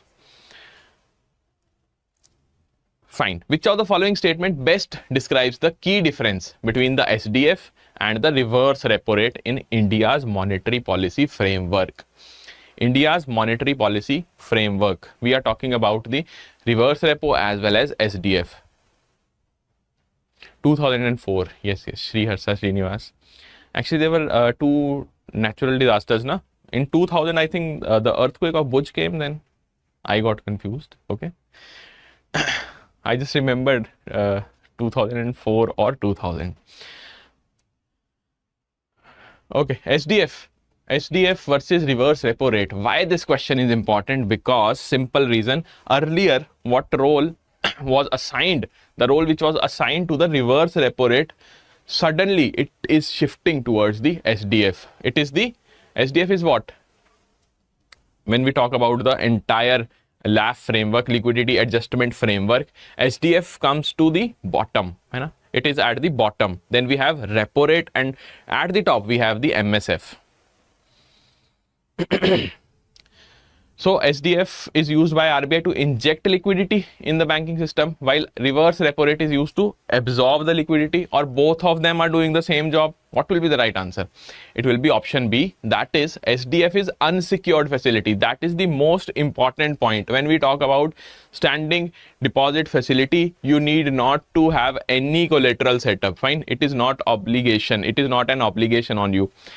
Unsecured facility for the banks to park the excess liquidity, while reverse repo is a secured facility where banks park funds with RBI using the government securities as collateral. That is the key aspect. That is the key difference between your reverse repo and the SDF framework. Okay. So do remember this. SDF, unsecured facility, whereas when we talk about reverse repo, you have to provide certain collateral, the collateral to the RBI, that is government securities. Okay. And when we talk about currently the SDF rate is lower than fixed repo rate, fixed reverse repo rate, answer is no. Currently it is higher, surprisingly, but yes, it is true. The fixed revenue, the fixed reverse repo rate stands at 3.35%. SDF is what? You are just subtracting 0.25 in the repo rate. Okay. So right now the repo rate is 6. So just subtract 0.25, you will get 5.75 as the SDF rate. Okay. Fine. Encasing committee. The encasing committee was formed to review the Fiscal Responsibility and Budget Management FRBM Act. Which of the following was a key recommendation of this committee? Key recommendation. Okay, you have to select the key recommendation of this particular committee. What is the right answer? Encasing committee submitted the report in 2017, right?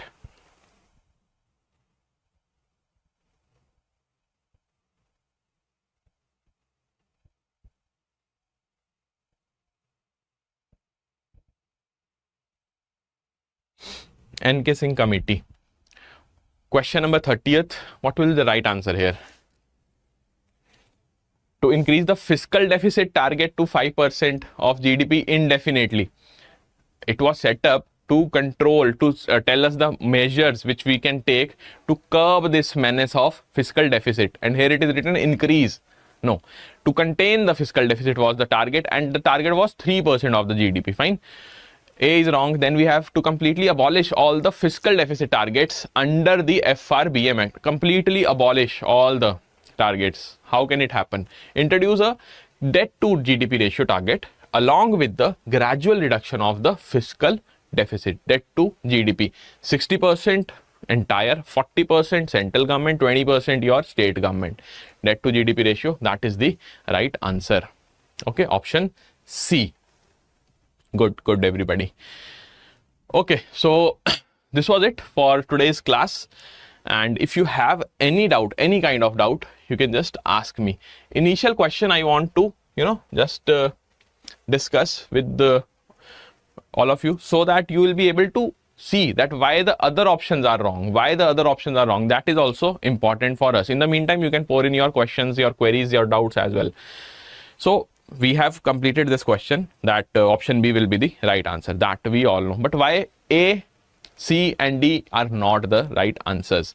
Economics has consistently defined itself as the study of wealth accumulation. Right? Consistently defined with little regard for social welfare or resource limitation. See, all the keywords are there which are being provided in the definition of economics. But why it is wrong? Why the statement 1 is wrong? Option A is wrong.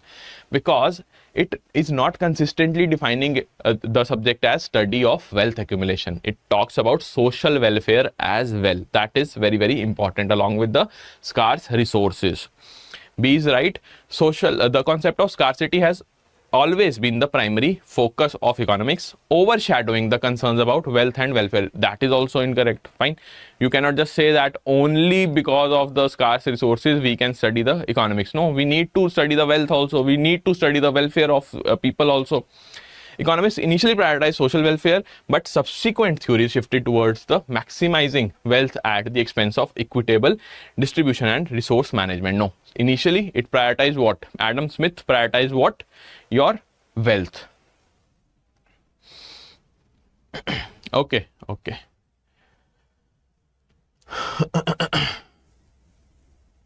Tax revenue, here you go. This one. See, tax revenue, net tax revenue is the gross tax revenue, whatever the government has collected, minus the NCCD transfer to National Calamity Contingency Fund minus the state's share. Okay, then you will achieve this particular, you can say, entire. Where is the question? This one, right? Then you will say that 14,50,000 crore will be the answer for net tax revenue in this particular question. Okay, Swati?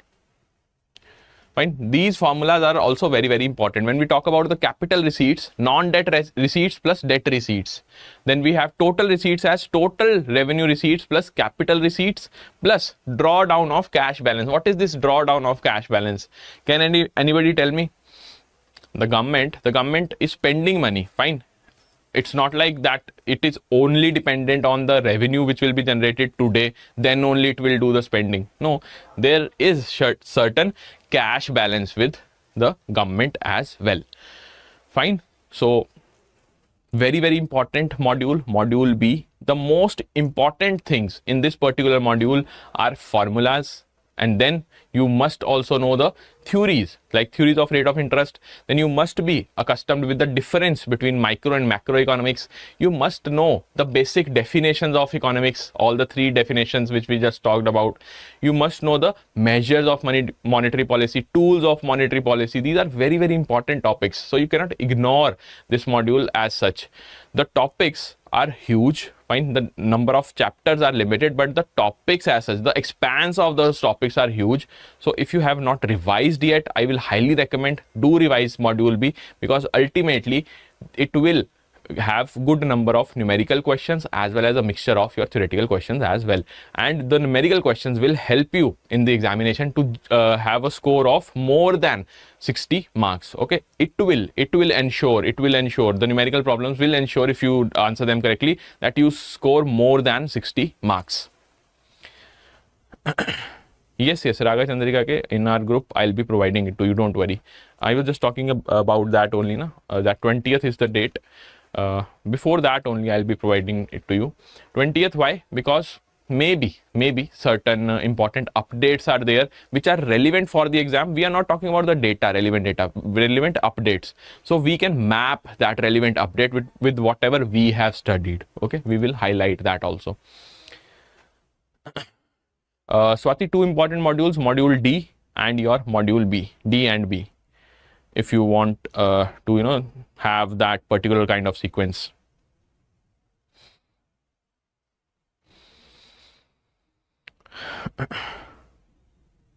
Hi, hello Prasanna.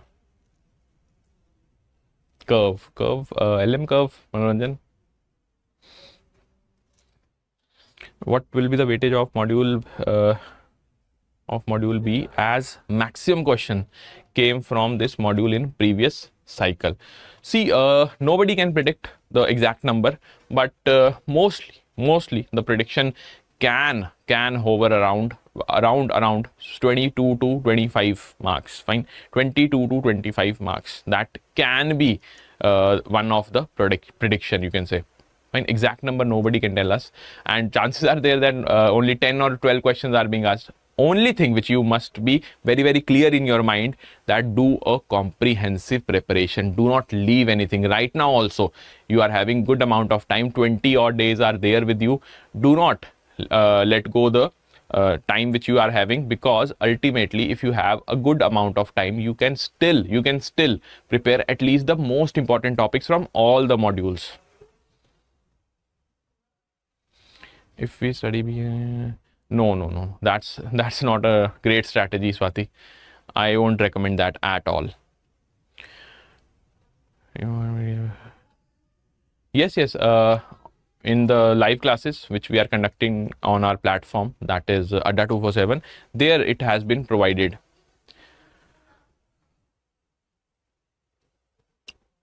Okay, so any other doubt, guys? Any other doubt, you can just ask me.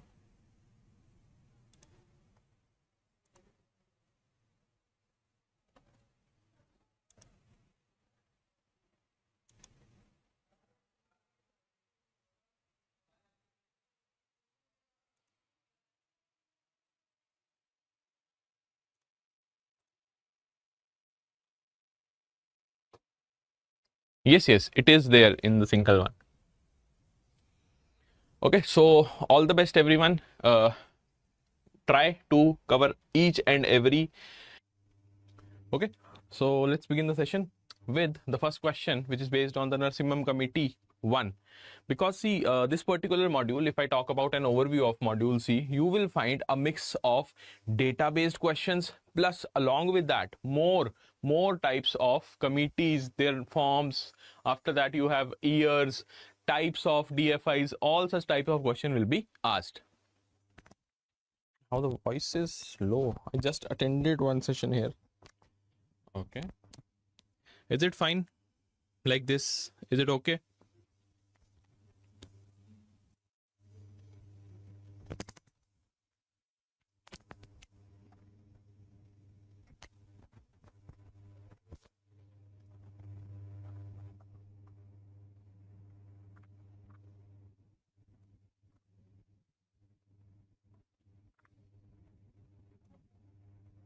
Okay, now it's fine. Okay, now it's okay, I think.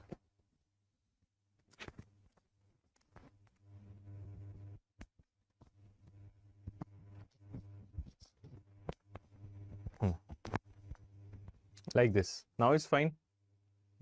Doing the job.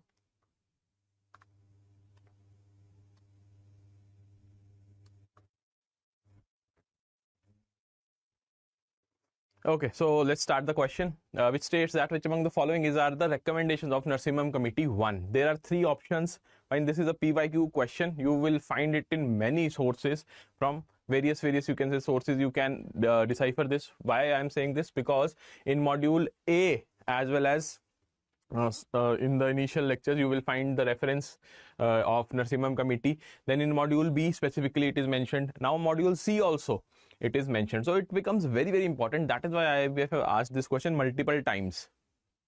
What will be the right answer? Establishment of 4-tier hierarchy for banking structure. Then you have a phased reduction in SLR. SLR reduced in a phased manner. Phased achievement of 10% CAR, capital adequacy ratio. What will be the right answer? Phased achievement of 10% or something else? So correct answer is yes, everybody is right, 1 and 2 only. But what about the phased implementation or achievement of CAR? It was what? 8%. All these recommendations are very important. Mark this, very important. This one is the most important point here. 8% when we talk about capital adequacy ratio. Very important point. Okay, along with that, the entire structure for Narsimham Committee 1, you must remember, like establishment of a 4-tier hierarchy for banking structure with 3 to 4 large banks. And at that time we are talking about 1990s, 3 to 4 large banks including SBI at the top, and at the bottom then we have rural banks engaged in agricultural activities. So now it is very common for us to know that okay, such type of structure is there, but back then in 1980s and initial 1990s it was not there at all. Okay, plus we have various things like phase reduction of SLR, along with that setting up of ARF, asset reconstruction fund, to take over the portion of stressed asset.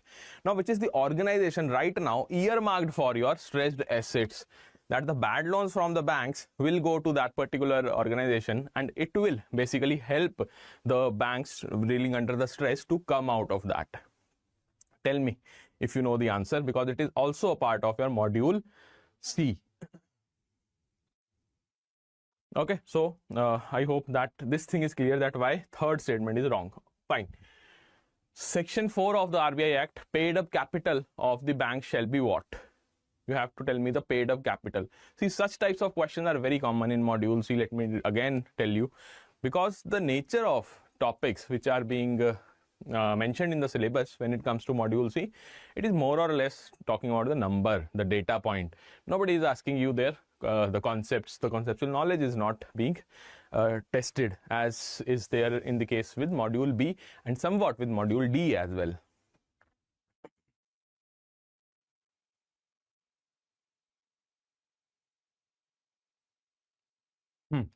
Section 4 RBI Act, paid up capital for the bank should be, it should be what? 5 CR, option B will be the right answer. Good. Good, everybody. Everybody is telling me that B is the right answer. Good, good, good. Fine. So any doubt, you can also ask me. Keep on asking the doubts as well, because ultimately this session will be fruitful only if you resolve your doubts. Module C, you can say not so heavy in nature, but expectation is there that from module C somewhat around 20-21 questions can be asked, 20-21 markers, fine. In total, if you say the weightage of module C, it will revolve around 20 to 21 marks.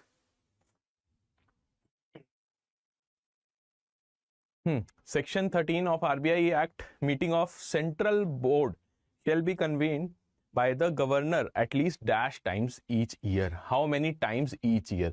And it is what? C, fine, 6 times. And what about the MPC, Monetary Policy Committee meeting? It is held normally how many times a year? Normally, like it happened in Feb, now recently concluded in 9th April. So what is the number then there? What is the number, actual number?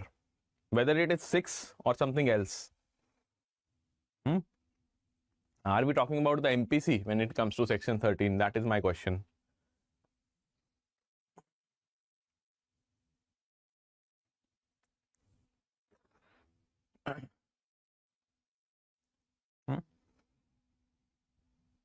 Mostly every, what say, 2 months, every 2 months. So 6 will be the right answer for that also. Okay. Next question. Now this is very important. Twice it has been asked in the examination, fine. And the beauty of this question is that the limit of the scheme has not been updated till yet, fine. The limit is the same as it was when the book was published. Our book, that is from IIBF.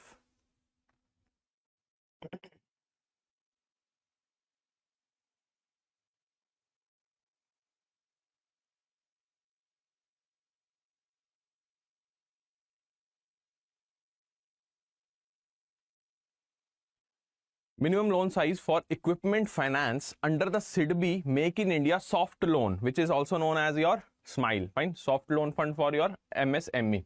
What will be the right answer? Minimum 1 CR, 10 lakh, 50 lakh or 25 lakh. Minimum. And what is the maximum? Do let me know what is the maximum as well. Minimum, definitely it is option B, 10 lakh. What about the maximum? Maximum limit. It will be how many? 50 lakh or 1 CR? Let me give you a hint. What will be the right answer then? If somebody is asking us the maximum limit, come on. What will be the right answer? Okay. These are very important. Mark the tables which are given in your module C. Very important. Fine. The same thing applies to module D as well. Module A, B, all the modules where tables are given. Those tables are very important, because twice or thrice we have seen from this particular table only question has been asked. So when we talk about the soft loan fund for MSME, SMILE, the minimum is 10, maximum finance for the minimum loan size is 10 lakh for the equipment finance, and minimum loan size for other categories 25 lakh. That also you must know, fine. 10 lakh everybody knows, but what about the others? Fine, others. When we talk about the minimum size, it is 25 lakh. That is also we must take out from this particular session. Loan tenure is up to 10 years, including 3-year moratorium. Then SCF we have, OEMs, cash, credit, all these things. This table is very important. I'm again reiterating the fact that it is the most important one when we talk about the entire coverage of SIDBI which is given in the book. Same goes for speed, the loan, that is speed. Then speed plus is also there, tulip is also there, top up loan. Fine, this can be asked that what is the full form of tulip, fine, under which you can say organization does this scheme falls, under whose purview it falls. Then star, not the health insurance, star, the SIDBI when we talk about solar PV photovoltaic plants. Then safe is what it is for the assistance to facilitate the emergency response against coronavirus. This cannot be asked, fine. This is very rare chance that this particular question can be asked, but again you must know. Then Twarit is important, timely working capital assistance to revitalize the industries in times of corona crisis. This Twarit can be asked, not safe and safe plus. These are pretty much old. Twarit can be asked only because of the name. Okay. RBI regulatory framework for microfinance loans directions 2022. What will be the right answer here when you talk about the collateral free loans given to the household? Annual income what? So you have to read the entire question, no doubt, on the first time, but eventually, as we will enter in the last week before the exam, you must be in a position to just read the keywords. RBI direction 2022, microfinance loan, collateral free, household income what? That's it. Okay, that will increase the speed, because I have received many queries from the participants, from the bankers who are giving this exam, that how we should increase the speed in this limited time. So you must focus on the keywords. That is the first thing. So it will be what? 3 lakh or 5 lakh? Fine. Various you can say limits are being discussed in the open forum. 3 lakh or 5 lakh? According to 2022, that is also the keyword. So it is obviously 3 lakh. Fine. AFC, Asset Finance Company in India, is one whose income arising out of the principal business is not less than dash of its total asset and total income. Total asset, total income. What will be the right answer? Asset Finance Company, not the Asset Reconstruction Company. Fine. ARC, we are not talking about the ARC, we are talking about the AFC.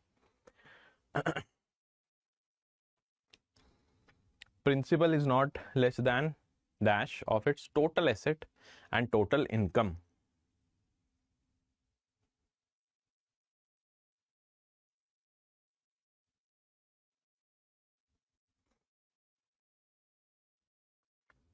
Quickly. It will be 30%, 80%, 60% or 90%. Madhavi is saying 80%. K. Digambar is also with 80%. AFC we are talking about. 80 or 60?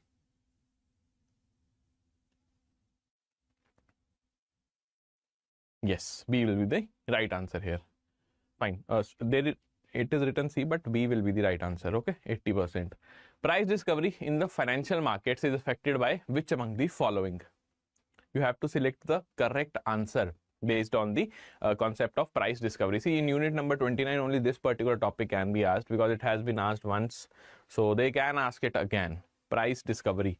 What is this price discovery? Price discovery of what?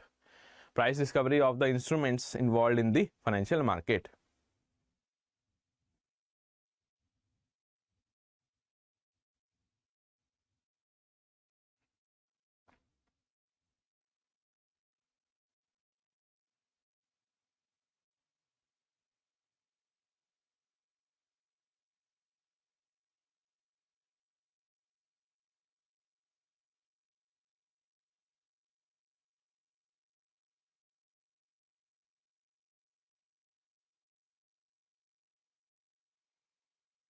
Supply demand, attitude to risk. Then we have volatility.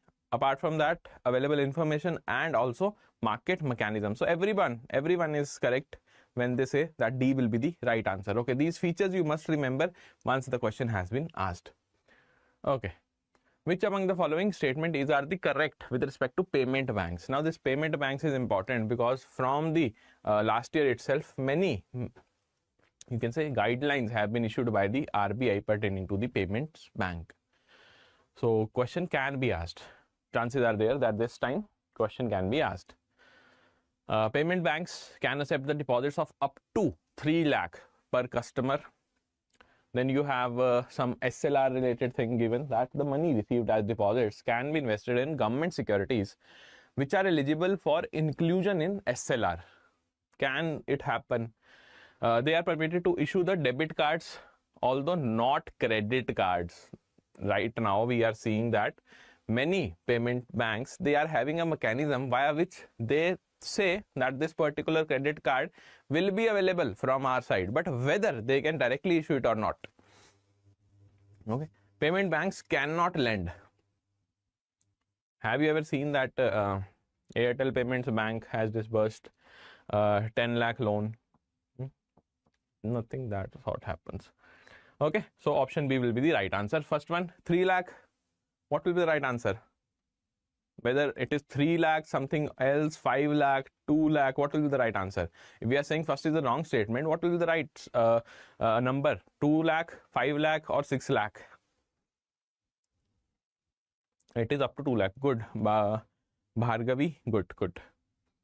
Fine. As per which section of BRA, Banking Regulation Act 1949, RBI gives the license to banks? RBI gives license to banks based on which of the following section when we talk about BRA, Banking Regulation Act 1949? This Banking Regulation Act, RBI Act, very, very important. But you must keep one thing in mind while studying both of them, that what is the genesis? Okay, why BRA is there? What is the role of BRA when we talk about the particular act? Fine, why it is there, that you must remember, because from that only questions will be asked. You have RBI Act, so question can be asked that why or which section under the RBI Act provides the power to the RBI to govern these things. Fine. So basic ideas you must have about everything, and most important one is obviously RBI giving license to the banks. It will be what? Which section? It is option C, section 22 under the BRA Act.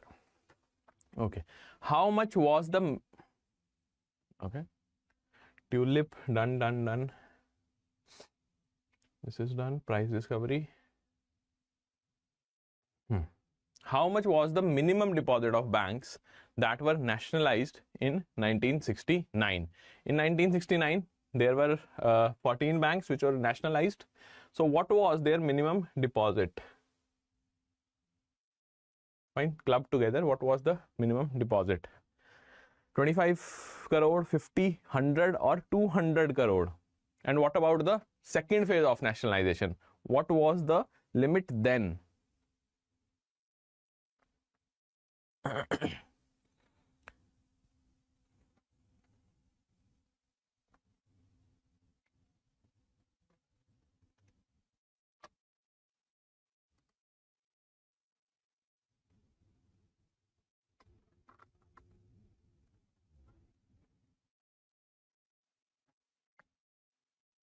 It will be